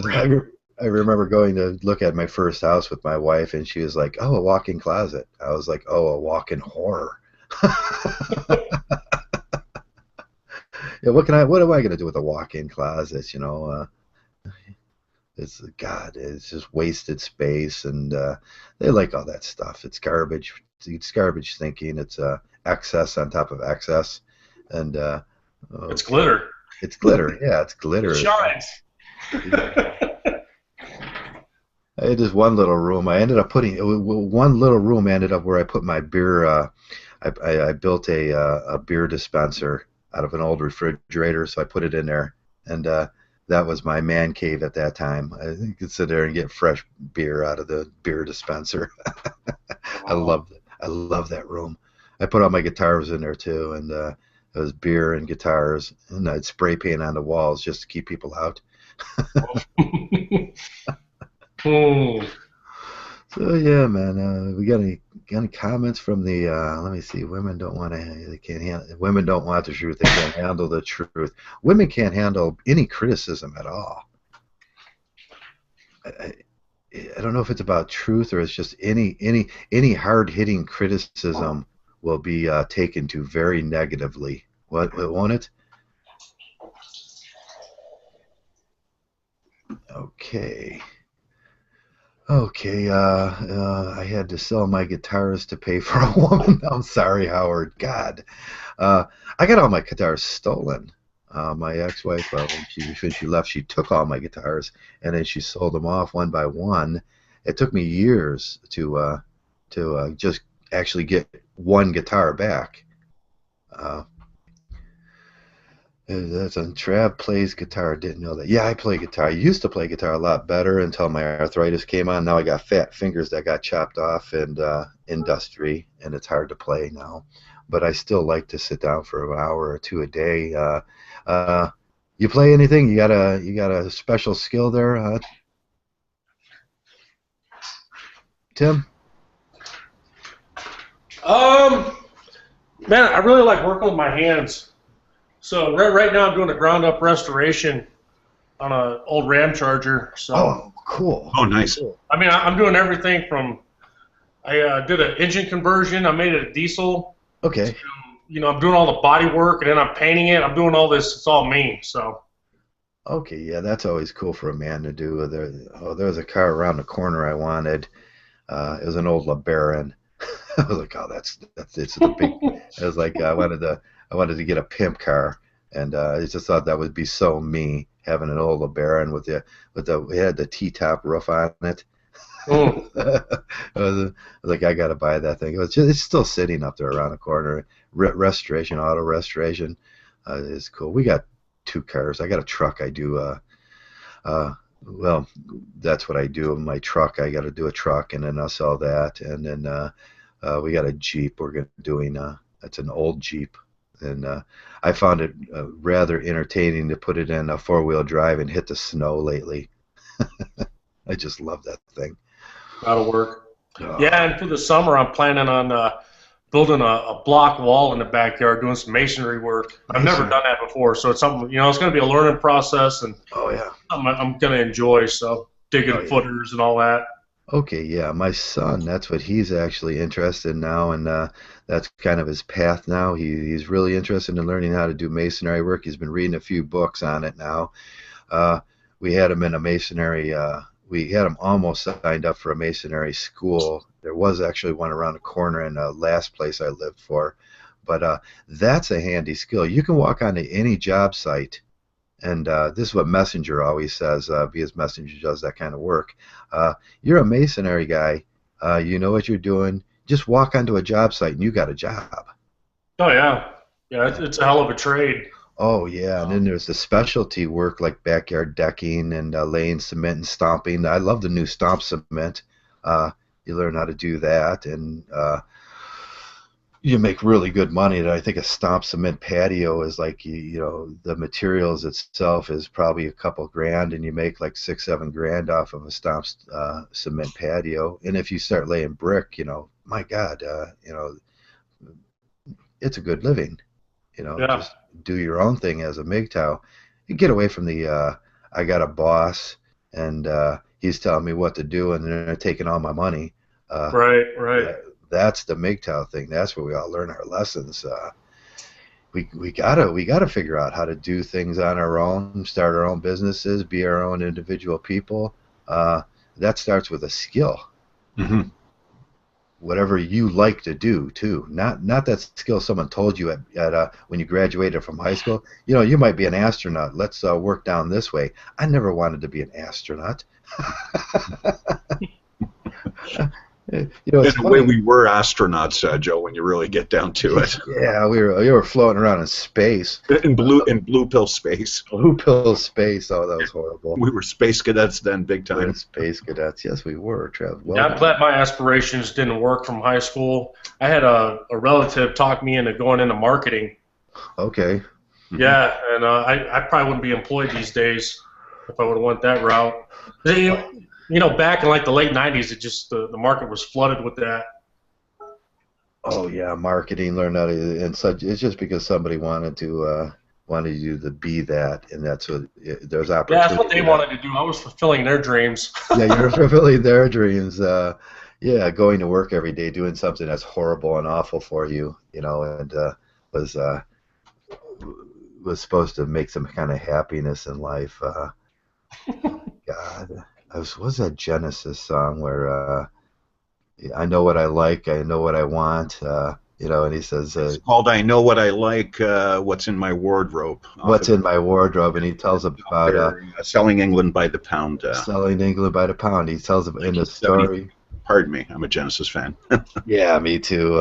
He tells about his uncle wants him to be a fire escape repairman. Yeah. There's nothing for you in the fire escape trade. Yeah, there's nothing for you in the fire escape trade. And he wants to jump over the fence and go see his girl. Yeah. Which is not really MGTOW, but the fire escape trade is. You know, that's what someone was talking. You can have the girl if you go into the fire escape trade, and then you'll be really fucking miserable. Yes, Abacab's a great album too. I saw the concert, Warhorse. We're talking Genesis here. Yeah, we both like Genesis. He's borderline MGTOW, I'm sure, if he doesn't get it by now. Yeah, there's a lot of great MGTOW songs on that from that album. There's a slew. If you go through the whole '70s repertoire, man. Okay, just in rock, hard rock. I mean, there are tons of MGTOWs. I think I should post some MGTOW related tunes from back then and post the lyrics. Yeah, what's that one I put up? It was about the Pennsylvania. He goes out into the woods and the Squonk. That's off Genesis selling. A Trick of the Tail. That was the first. Now the Trick of the Tail, the song itself. The third song. Yeah, Squonk is a great song about simps, isn't it? He drowns in a puddle of tears. Simpish if you read the lyrics, and in Wikipedia it explains it, but it's the story of a squonk, the legend of the squonk in Pennsylvania, which is basically a creature. If you upset it, it just turns to tears. It just starts crying, and it depicts the blue pill mentality. Yeah, right? It just turns to tears, and then Trick of the Tail, is My City of Gold, and he's like, I feel like that about MGTOWs. You got no horns and you got no tails. You're not a part of our existence, I'm telling you, Genesis, a lot of the old prog rock stuff, even there's some really cool MGTOW. If you listen to Rush, for those Rush fans out there, and I know there's a couple in the chat room there, Rush, for example, if you listen to the lyrics of Tom Sawyer, off of Moving Pictures, really pay attention to it. There's so much MGTOW in those lyrics. It's incredible. Yeah. Do you go by, Timothy, do you go by, you listen to your old songs in a different light now? No, not really. I mean, I've always kind of had the same views. They're just, I'm actually pursuing them now. Okay. I was kind of like living a lie, you should say. I used to listen to Blood for Blood a lot back in the early 2000s. They're a really heavy Boston group. Okay. And a lot of that heavy metal stuff, well, they're not even heavy metal. They're heavier than that. But you can actually understand their lyrics when you hear it the first time. Because a lot of heavy stuff, like, what the hell did he just say? And you basically just listen to the music. But their lyrics, man, they're so, like, it's such a jaded outlook on, like, everything that's happening. Because back then I was really angry and bitter towards women. Okay. Just how relationships were going. And, I've evolved since then. But okay, yeah, we all get over that red. But anytime I hear someone speak of Genesis or Phil Collins, I always think of that scene from American Psycho where Christian Bale has the axe, and he's he's giving his description on how Genesis evolved, and he's getting ready to cut the guy up in the living room. So okay. Not familiar with that? I think someone put a little clip up once about that. Maybe I've seen it in a MGTOW clip or something. American Psycho. I have to look into that. I could probably put that up and play it, but they give me a. It's a pretty interesting scene, but it always sticks in the back of my mind anytime I hear someone speaking about Genesis. Oh yeah. Me and Zayda are big Genesis fans. To say the least, yeah. It's amazing what the way you interpret the songs way back then, and now where you're at with all your growth and your maturity, you listen to those lyrics again. It's like, oh man, is that what they were singing about? Leonard another band that does that. Leonard McCoy brings up the William Shatner album. Did anybody actually buy the William Shatner album? Yeah. William Shatner? No, I didn't. Did he have an album? I think he has an album with Christmas songs, does he? Or just old classics with William Shatner. You know what I just did? I watched, they made the movie about the Milgram guy, the Milgram experiments lately. Did you watch that one yet? No. Oh, I can't remember the name of it. It's not a very popular movie, but we all know the Milgram experiments. So they made a really great movie. I thought it was a movie that should have got like a 4-star on it. And let me look that up real quick and give you guys the name of it. You can get it on Netflix. They made actually 2 movies, and William Shatner was in. That's what reminded me about William Shatner was in the first movie and played Milgrams, and he just did a horrible job in 1972 or something. And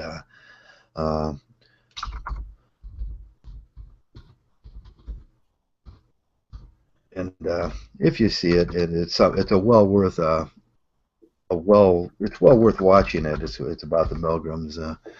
Movie on the Milgrams, Experimenter. Okay, Stallion Milgram. It's actually 3.5 stars. It's called Experimenter, made in 2015 about Stanley Milgrams, and really good movie. He narrates it while he does it, so he does this surreal thing where he's in the scene and then he steps out of the scene and then it falls back into the backdrop and then he'll narrate what was going on. And that's a famed social experiment. Stanley Milgrams conducts a radical behavioral experiment on ordinary humans, and he does the electronic one where he asks the teacher to zap the learning student with electricity, and they keep raising the and he does the nurse experiment where he calls the nurse and tells her to kill to administer a lethal dose of something to a patient that they have placebos in, and then this just to see if the nurses will do it, and they all did it.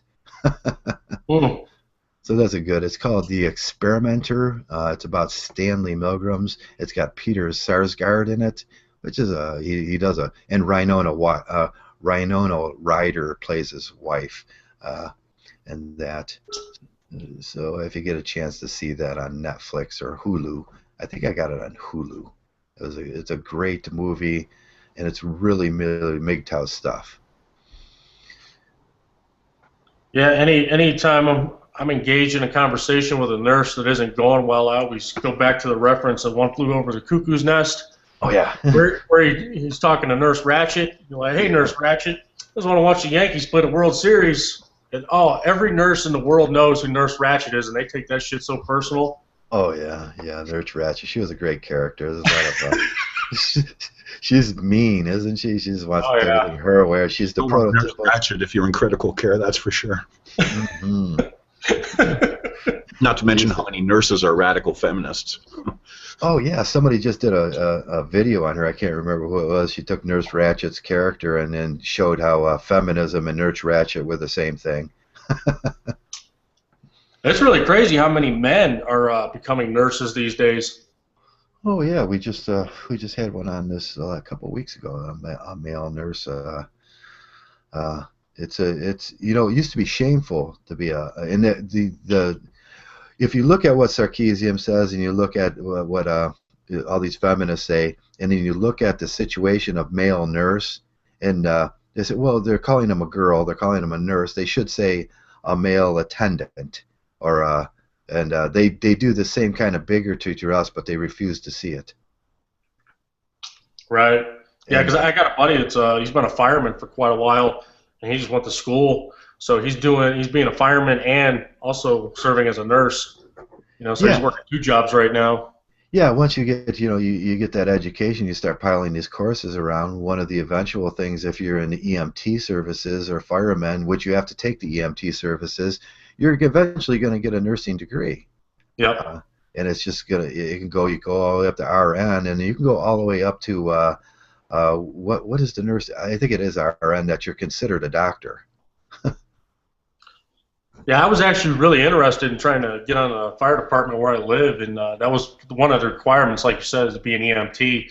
Yeah. And halfway through the course, I found out that all firemen these days is basically ambulance attendants and EMTs riding around in a fire truck, because there's really no fires anymore with all the building codes and all of that. And I was like, that's not what I want to do. You have no. I wanted to run across roofs on fire and things like that. What was that great movie? Backdraft. Yeah. Did you get inspired by Backdraft? No, I don't know. I've always been kind of fond of firemen and what they do, and they're the big diesel fire engines that they drive, and just all of that. Yeah, firemen are heroic. It's the alpha male. It's the atypical, not the archetypal male that people want to meet in this lifetime as a heroic, strong individual male that could I think it's going your own way in a certain way, but it's a cool. But there aren't a lot of fires anymore, are there? With the No, not really. The Not like there used to be. electrical codes have been increased to such amount that it's almost impossible to have an electrical fire, and most fires themselves. A good trade to get into probably would be investigations on that, huh? Yeah. If there was a fire and what do you call those investigators? The fire marshals. They're investigating why the fire started. There's probably a demand for that. I think the main reason I was looking into the fire department was I really missed the camaraderie that I had when I was in the military. Oh, yeah. When you get out to the civilian sector, there's no such thing as camaraderie. It's every man for himself, basically. But if you get in some kind of a unit like a fire department, yeah, that's close to it. So that was the other appeal to it. Yeah, and your whatever you learned in the military kind of translates over a little bit, doesn't it? I don't know. I was a heavy machine gunner in the infantry, so not really. Okay, yeah. I forget I know all about teamwork and stuff, but yeah, teamwork, and you probably learned some things in there that translates over to moving heavy equipment and stuff like that. It's just it kind of translates over. Now it used to translate, but they try to feminism and the whole gynocentric. They try to minimalize the things men do, and you walk in now with your a lot of guys. I was a specialist in the military, so you walk in and you give them your criteria. They don't care about that, do they? When you the jobs. No, and the other thing I looked into was police departments, and the thing is with police departments these days, if you were in the military, especially in the infantry or something, and you had any kind of combat experience, they're really not interested in you because they're looking for someone that can train, from the ground up. They're looking for 18-year-olds fresh out of high school, that haven't learned anything anywhere, and they think guys that were in the military, especially the infantry, are like too gung-ho, so they're not interested. Yeah, unless it's state troopers, then they're looking for the ex-military police. Yeah, so it's like if you ever ran into a state trooper, you know why. Yeah, I think they're about the best thing going these days in the police force in America. But yeah, I'd like to see more state troopers and less city government police officers. That's the way it used to be. There's reason for that. Every county, every city, every little township now has to have a police department, which is just a gross waste of money.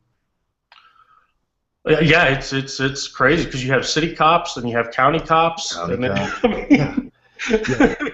they got cops for cops, and oh man, and they're always looking for more. Yeah, I did a video on that a couple of years ago. You look at Japan and the police departments that are in Japan, and there's like 40 of them. And you look at England, the police departments that are in England, there's 45 of them. And then you look at the police departments that are actually in the United States, and there's 17,228 of them. Jeez. There's a little disparity there in how we do things, isn't there? It's like, oh, every little. I can drive in my neighborhood alone. I could drive 2 miles, and you're in a different police district, and then I drive 1 mile this way, and I'm in another police district, and 1 mile this way, and I'm in another police district, and in between that, we have a township which is patrolled by the state troopers. I was like, man, that's a lot of tickets I can get in a year. Wow. They're all vying for money too. They're all vying for them tickets. They're all, there's no reason. And we're running these things. We're running these programs on what they can generate in funding, and that's definitely giving away tickets. One of the big issues in Mgtow was,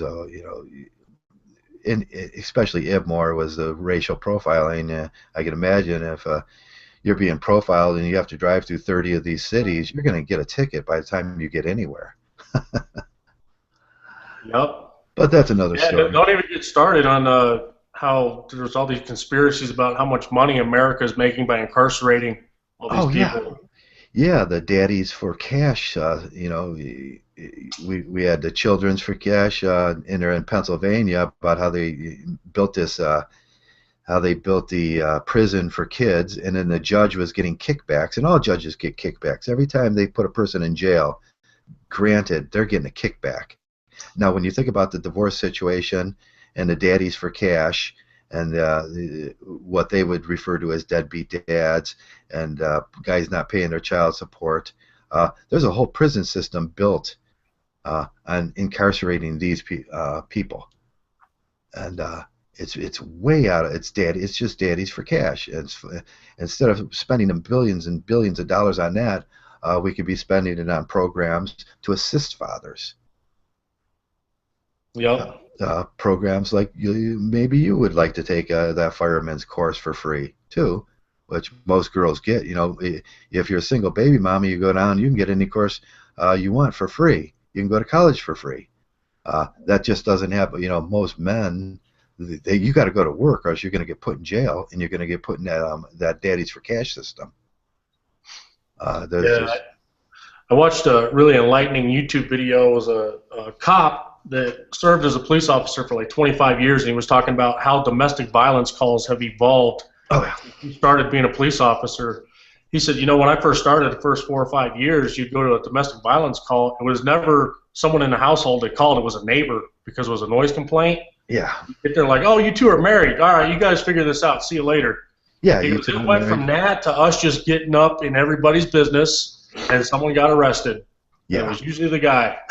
Oh, it's always the guy, no matter what. That's the way the laws state. They take who they perceive as the aggressor, and it's always who would you perceive as the aggressor? Right. The male. That's male.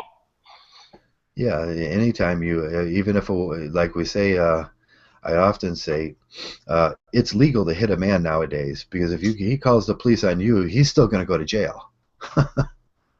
So violence has been legalized with their system, as long as it's female and male violence. Yeah, you know, just the fallout from what happens after some kind of a domestic violence case. Some states, they make it to where you're not supposed to be in contact with the victim for 6 months. Well, if you're married to the victim and you live in the same house, like, what are you supposed to do? Go rent an apartment until the case is finalized? Yeah. Because you could actually, you're like on a probationary period. If you're caught living in that house with the victim, you're going back to jail. You're going back to jail, right? And I mean, it's not realistic. Now, how females learn how to manipulate that system is what we talk about a lot in here. They manipulate the system, and in my case, as soon as I told her, you know, you're not allowed to smoke crack, and the money got stopped being. She called the police, and they removed me from the house so she can continue breaking the law. It's like, oh, you know, now I see how the system works. They're protecting the criminals too. The females will figure out how to manipulate the system, and they have. Sure have. In 1,000 different ways and 1,000 different stories. We hear about these every day. They've got 1,000. As soon as they become attuned to feminism, feminism starts teaching them how to do these really, really nasty, underhanded things. All she has to do is pick up the phone and make a complaint, and you lose your house. You lose your kids. The silver bullet that they have out there, all she has to do is make an accusation. And that's it. Those orders of protection and the restraining orders, they get filed easily. Yeah, people think it's like a long, drawn-out court trial. It's nothing like it. It's like a 10-minute deal. The judge looks over the paperwork and accusations. Sees you got a male over here and a female over here. Someone feels threatened. The other one's the aggressor. All right, granted. Yeah. It doesn't even have to be real. I told the story about, you know, when I got my TPO order, I haven't. Oh no. I didn't see my wife in 2 years before the divorce, and then I got my TPO order 10 minutes before the court date. Wow. The same judge that was doing my divorce signed a TPO against me so they can use the TPO against me to hush me in the court case. I told the lawyer to go home. Go home. There's no reason. After you get a TPO, you don't need a lawyer because there's nothing that they're going to listen to. And them TPOs get signed so easily. They just hand them out like water to the women, and that corrupts the case. You have no voice after that, and that's what they want. Exactly. It's a strategy, especially if there's children involved. Yeah, especially because I had filed for to get, you can file to get your kids individual lawyers. Yeah. As soon as I did that, that was their response, was to file a TPO 10 minutes before and then I said, well, I still need to get my kid, and he says, you don't have a voice. Shut up. That's what he told me. It's like, and that's based on this. It's based on this idea that all men are bad and all men are violent and all men are. And they can say anything they want, and it's just generally it's a cueing. Once you've been through your divorce, you know that they're going to cue you this way or they're going to cue you this way. It has nothing to do with the truth. Yep. Yeah, I think another thing that really no one really thinks about till they actually go through it is once that order of protection has been put in and is in place, or the restraining order, whatever you want to call it, whatever state you're in. Yeah. Everything that happens from that point on, it doesn't have to be physical. It could be as easy as a text message, an email. It all gets filed under domestic violence. Yeah. And the spectrum on that is so broad, it's ridiculous. Yeah. I think the paragraph that they used was for me to get that TPO order was the lawyer had called me. Her lawyer had called me at my home and I was at my job, and she was in the background yelling. And what I said was, it says, I can't do that. Don't make me come down there. And they took that as an act of violence, and they gave him the TPO. I said, I can't leave my job. Don't make me come down there. That's what he, yeah. Because I really couldn't leave my job and I didn't want to go down there. And that was me telling him I can't do a meeting right now was interpreted as an act of aggression. And, well, that ended the case. She got whatever she wanted. And it saved me, my lawyer fee. But, it didn't give me no voice in there. So you had to pay for your children's attorneys to represent them for their best interest as well, you were saying? Oh yeah, I had to pay. At the end, he hit the gavel and says, by the way, you got to pay for all the attorneys. Yeah, because I'm going through that right now. I have to get an attorney for my children, and I guess we're going to split those. Now she's going to do that incidentally, and she's going to get free. They're going to send the kids to counselors, and then the counselors are going to try to corrupt the kids to say what they want. And I told a story about, and if you guys don't believe me, here's the story. And if you don't believe me, I'll get my son on to tell this story. He went down in the city, and the lawyer, or the counselor, they called him, met him up front, and he says, "You want a hot dog? You want a pop from the hot dog vendor?" And he said, "Yeah, I got him a hot dog." And the lawyer got him up to his office. He put a stack of quarters in front of him. It was a big stack of quarters, and he started asking him a question. If he didn't answer the question the way he wanted him to answer the question, he kept the quarters. If he answered a question, and this is all being recorded, if he answered a question the way he wanted to answer, he gave him 4 quarters. So how do you think the kid would answer the questions? That's the kind of tricks they use. And these now I couldn't get the lawyer. The lawyer's working for her on the other side. They're bribing the children to say what they want. What do you think? And my son comes up to me once in a while. He lives with me now, and imagine that after he becomes a man, he's back living with me. But he tells me that, and he feels horrible about that. So that's child abuse. This kid's going to carry that for the rest of his life, how he was manipulated by the court systems, and he feels horrible about that. And he tells me, "I'm sorry. He says, after you left, the money was tight, and I just, you know what he did with the money after he got it from the lawyer? He got another hot dog. No, he gave it to my ex-wife. Oh, man. Isn't that the epitome of irony there?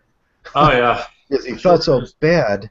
He felt like they were doing the "you got to be the little man in the house" thing, and he felt this immense pressure that he had to take my place in the household because they're doing the whole shaming thing on him, and it was horrible. And I tell him all the time. I give him a hug, and it's okay. Yeah, I understand.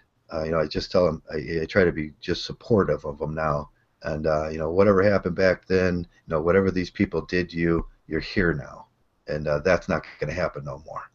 And but it's a total game of manipulation. And if these guys out there think that they're going to run off and get married and everything's going to be fucking picket fences and great houses, and I got to tell you, it's not going to happen.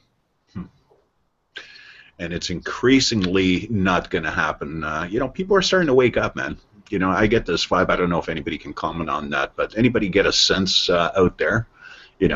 With the rising singlehood of men and everything. I mean, they're starting to report this now, eh, Joe? Yeah, men are starting to speak up. There was a time I couldn't say this stuff out in public just as much as 2004, 2005, but there was an awakening back then. No, what's funny, Joe, is I'm just extracting that from pub talk. Just listen to the guys behind me talking about subjects, and even younger guys. I just caught them, throwing out red pill knowledge or red pill, stuff. Guys are starting to become aware. I've noticed, on a few instances. Oh yeah, a lot of it now. Even in the press last week, in the press and media and stuff, I noticed a few incidences with the media that they were finally they're taking the man's side. Mm-hmm. There's the Baltimore police incident. Anybody familiar with that? No, can you fill us in? Sorry. Oh yeah. Okay. I'm not here in Canada. Oh, you're up, and yeah, you said before where you're at. So the Baltimore police, where the male was arrested at first, but the female was standing behind him. And there were 2 police officers arrested in that. The female was yelling at the male to beat the kid. Mm-hmm. And they got that on tape, too. Finally, they went and arrested her. But they were going to let her off, weren't they? In the original, they just arrested the male, and he wasn't a cop no more. But these are 2 police officers, and they were just going to bypass that. That's kind of centrism in action. She was actually egging on the situation, and wasn't she the senior officer in charge? Yeah, it was something like that. Yeah, I was like, oh my God, and they just beat that poor boy. He was white knighting for the in essence, he was white knighting for the acceptance of the female, the police officer. And, if you want to know the ins and outs of the Baltimore police department, there's a guy that came out that was a police officer for almost 10 years. His name's Michael Wood. Okay. He's done several interviews on YouTube. The best one, I think, is with Joe Rogan. Okay. And he just exploits how bad that police department is, and their operating procedures and how nothing is changing over the years. Oh yeah, we got the. It seems to be endless with Baltimore. There was the black guy was beaten for selling the cigarettes in there, and he was murdered and choked to death on the street, and it's one thing after another. And Boston's we're getting a lot of guys in from Boston area and around that New England area. Yep. It's the Mgtow is really catching on in the New England area. I think Kick's Passion is from the New England area, and Boston Mgtow is from Boston, obviously, and he's starting to get little groups around the area. And I haven't heard from him lately. You heard from him lately, Zeta? From who, sorry? I was just distracted there. Boston Mgtow. Boss, no, haven't heard from him in quite a while. I mean, I think I unsubscribed from him about 6 months ago. But he was on a roll, putting up posters throughout the Boston area. Yeah. He had pictures of his postings. And one guy here in Toronto tried to emulate that too as well. I'm not going to mention names at the moment, but that was a pet project last year, Joe, if you recall, guys. Guys getting out and being active. That was one of the subjects around this time last year that we were talking about, is getting active in your area, trying to start to bring in Mgtows, and we got a few Mgtows around my area. That I talk to a lot. And unless you heed the warning from Armored Skeptic there, that don't do that. Groupthink, It's groupthink, yeah. Hey, Steve Hoka's from my area. Lon Wolf is from my area. The guy I had in Mgtow Oracle's from my area. There's a lot of us, and it just goes Steve on Hoka hasn't put out any content lately. Nah, he's still around. Steve, if you're listening in, give us a sign of life. You guys might be able to answer this question. I've always wondered about this, but to me it seems like the bulk of Mgtows are from Canada, and it's like slowly trickling down in the United States. I was wondering what the reason for that is. Well, you got to look at it's a question of ratio and demographics here too. Okay, now the vast majority of Mgtows, by the looks of it, and Joe, if I'm wrong here, anybody in the chat room, but by the looks of it, you guys got the population going on, right? So in terms of per capita, for the longest time, Toronto has been the capital of Mgtow. Okay, and I think just recently, in the past few months, it's just shifted over to Alberta. I think Calgary or Edmonton, is now holding the post of the most Mgtows per city in that ratio there. Yeah. Men's rights but the majority of the commentary and the majority of the content is definitely coming from the U.S. Yeah, and I think a lot of Mgtows, especially in the GTA, the Greater Toronto area, they're mostly lurkers. I don't think they want to stir too much because if they get caught, they get doxxed or anything like that. I mean, I'm not afraid. I don't care, right? Yeah, a lot of the original MRA content came out of, and they bled out Mgtows. Because the Mgtows aren't into that MRA thing. But Paul Adam, and he's from Canada, is he? And most of the honey badgers are from Canada. Yeah, the honey badgers are all Canadian. Well, not all of them, but the majority of them are. Yeah, Mississauga, is that Sandman? Yeah, that's a suburb next to Toronto, Toronto West. Right, and who else is that guy? Does the radio show out of Texas? Stefan Molyneux. Stefan Molyneux. Yeah, Molyneux. Yeah, he's based in Mississauga here in Toronto. Mississauga. So the original MRA project up there was huge, and then they got the offshoot groups of that, and the universities now. With that young blonde-haired guy, I can't remember his name, with the red curly hair.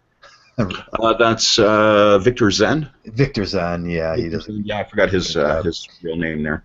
Yeah, so they bled out Mgtows, didn't they? There was a large MRA project going on. John Neal's from it. Yeah, Joe, I mean, this is going back to 2012, 2013, that season of Mgtow. I think what's happened is the MRA, they've created, they're Mgtow makers. Okay? Yeah, they're Mgtow makers. After you get to a certain point in there, we'll start seeing with the MRA, and I've got nothing against the MRA. Let them be and let them do what they want to do. Right? We're doing our thing. That's my take. But they're creating Mgtows. They're sending them our way, and that's got to be looked at, even debated if that's the case. But it's happening. It just seems that way. If anybody can take over from there. So basically, the foundation of it stemmed from laws being stacked against men. Yeah. In Canada, I suppose. Well, Canada is probably 10 years ahead of the U.S. and almost at par with the U.K. If anything, Canada, with its feminized laws and basic a feminized society, is pretty much at par with Sweden. What we hear about Sweden, so. Okay. So that's what's going on, and it's understandable. A lot of guys, when it comes to Mgtow, there's probably a lot of Canadian ghosting Mgtows. That's my suspicion. Yeah, there was an interesting story I can't remember that came out of Sweden. It was actually in the man's favor. This they're going to give out financial abortions in Sweden, aren't they?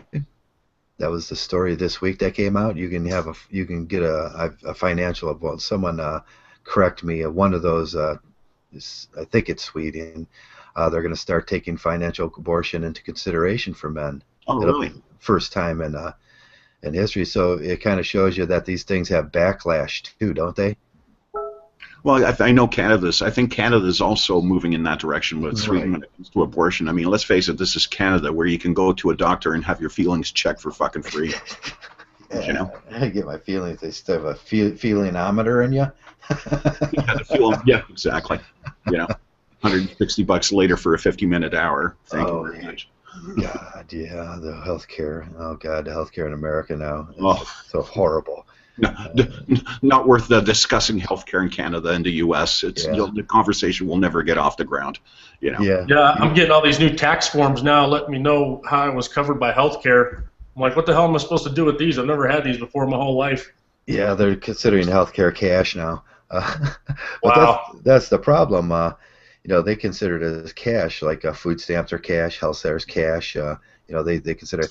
The problem was you used to be able to go to a doctor without health care, pay the $200 or $120, and just pay for it yourself. Now you go to the doctor, you have health care, and it still costs you fucking $200.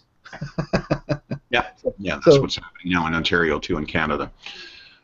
Yeah, so it's like free. You know, it's not free healthcare. It's just that they're getting the money from you and the government now, and they like that. Yeah, they like that a lot.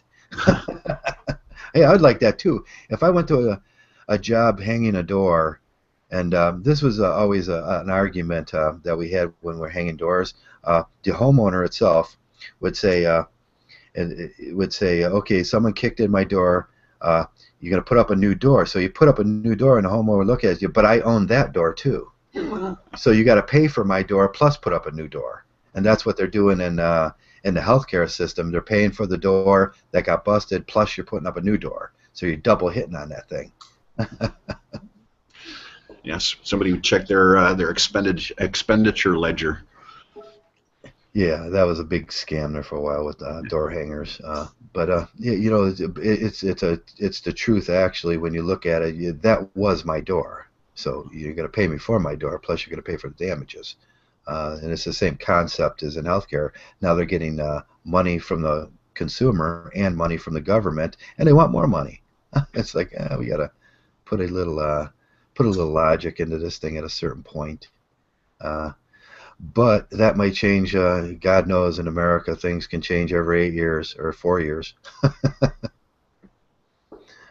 Child support is hammering me about Obamacare. Now even I make less than is required than to file the taxes and refugee. I get Obamacare, and child support is attempting to force me to oh yeah, you are now responsible, and you'll probably know this if you have children. You can be responsible up to 28 years for that child's health care now. That's one of the first things they nailed me with is you got to pay for health care.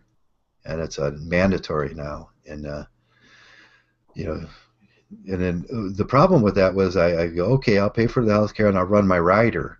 You just write them on my system. They said no, you couldn't write them on your present health care. You had to take theirs. So it was going to go through Health and Human Services anyways. They made it so it had to go through Health and Human Services. You just couldn't put them on your health care as rider as a single male, and that's bigotry and bias there, isn't it? I would say so. Yeah, I'd say so. That's the double hits. Once you start seeing the double hits and the triple hits in this thing, you start backing away and going, oh, wait a second. That's where we start talking about the slavery situations and the how we feel we're just utilities for the slave situation now. But they don't want to hear it because they want everything to run through their system. Hey, we've been going 2 hours and 45 minutes here. I was just going to say, Joe, we're wrapping up. I'm not sure if we want to do a second part there. I'm going to be busy working, but I could jump in later on if that's going to be the case. Okay, like usual, we'll start up about 4 o'clock again. If I don't think I'm going to get called away today for a job. Okay. So I'll be lucky you, Joe.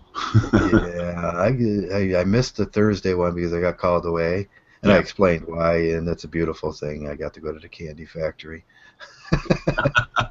Willy Wonkas. Willy Wonkas. I didn't see no Oompa Loompas. No Oompa Loompas, man. I'm sure they're there somewhere. I Slow down the acid, Joe. Yeah, I didn't. Yeah. So, so with that, has anybody got any closing thoughts? Just keep coming back. We're here on Sundays, starting at 12 noon Eastern Standard Time. That would be 5 p.m. Greenwich Mean Time. And if I keep on going, I'll probably get a radio slot. I'll leave it at that. Okay. How about you, Timothy? Got any closing thoughts you want to say to the group? I just want to say it was nice chatting with you guys, and the reason I'm here is because I heard Warhorse talking about it in a couple of his videos, so I thought I would check it out. Okay. Good stuff, Tim. Thanks for joining us there. It was good to have you. No problem. Nice talking to you guys. Great having you in, and you're always welcome to come back in. We always, Anytime. love having new MGTOWs, new MRAs, different points of view, and the Throwdown. That's what the Throwdown's created for. We can bring new guys through, give them the immediate bump. Hey guys, go subscribe to Timothy here, his channel. What's it called again? It's just Timothy Blades, and the last name has a Z on it instead of an S, so put a little bit of flair to it. Okay, and that's we'll be looking at Tim's videos this week, and that'll be our featured MGTOW for the week. Oh my goodness. I don't know about all that. Yeah. And thanks a lot for showing up, man. Each and every MGTOW's appreciated. If everybody goes out and makes 10 MGTOWs, we're going to be huge someday. That 10 MGTOW will make 10 MGTOWs more. Get rid of gynocentrism. Start making our society an easier, more pleasant place for men to live in, where we're not working ourselves to death, we're not getting killed, and we're not being treated like utilities. And that's what this is about. Couldn't have said it better myself, Joe. Thank you. Loving each and one of you guys. Have a great day, a great Sunday. We'll be back at 4 o'clock, and check us out. Like Sam I would say, hey, sub, and go get today's video for tomorrow. You guys take care.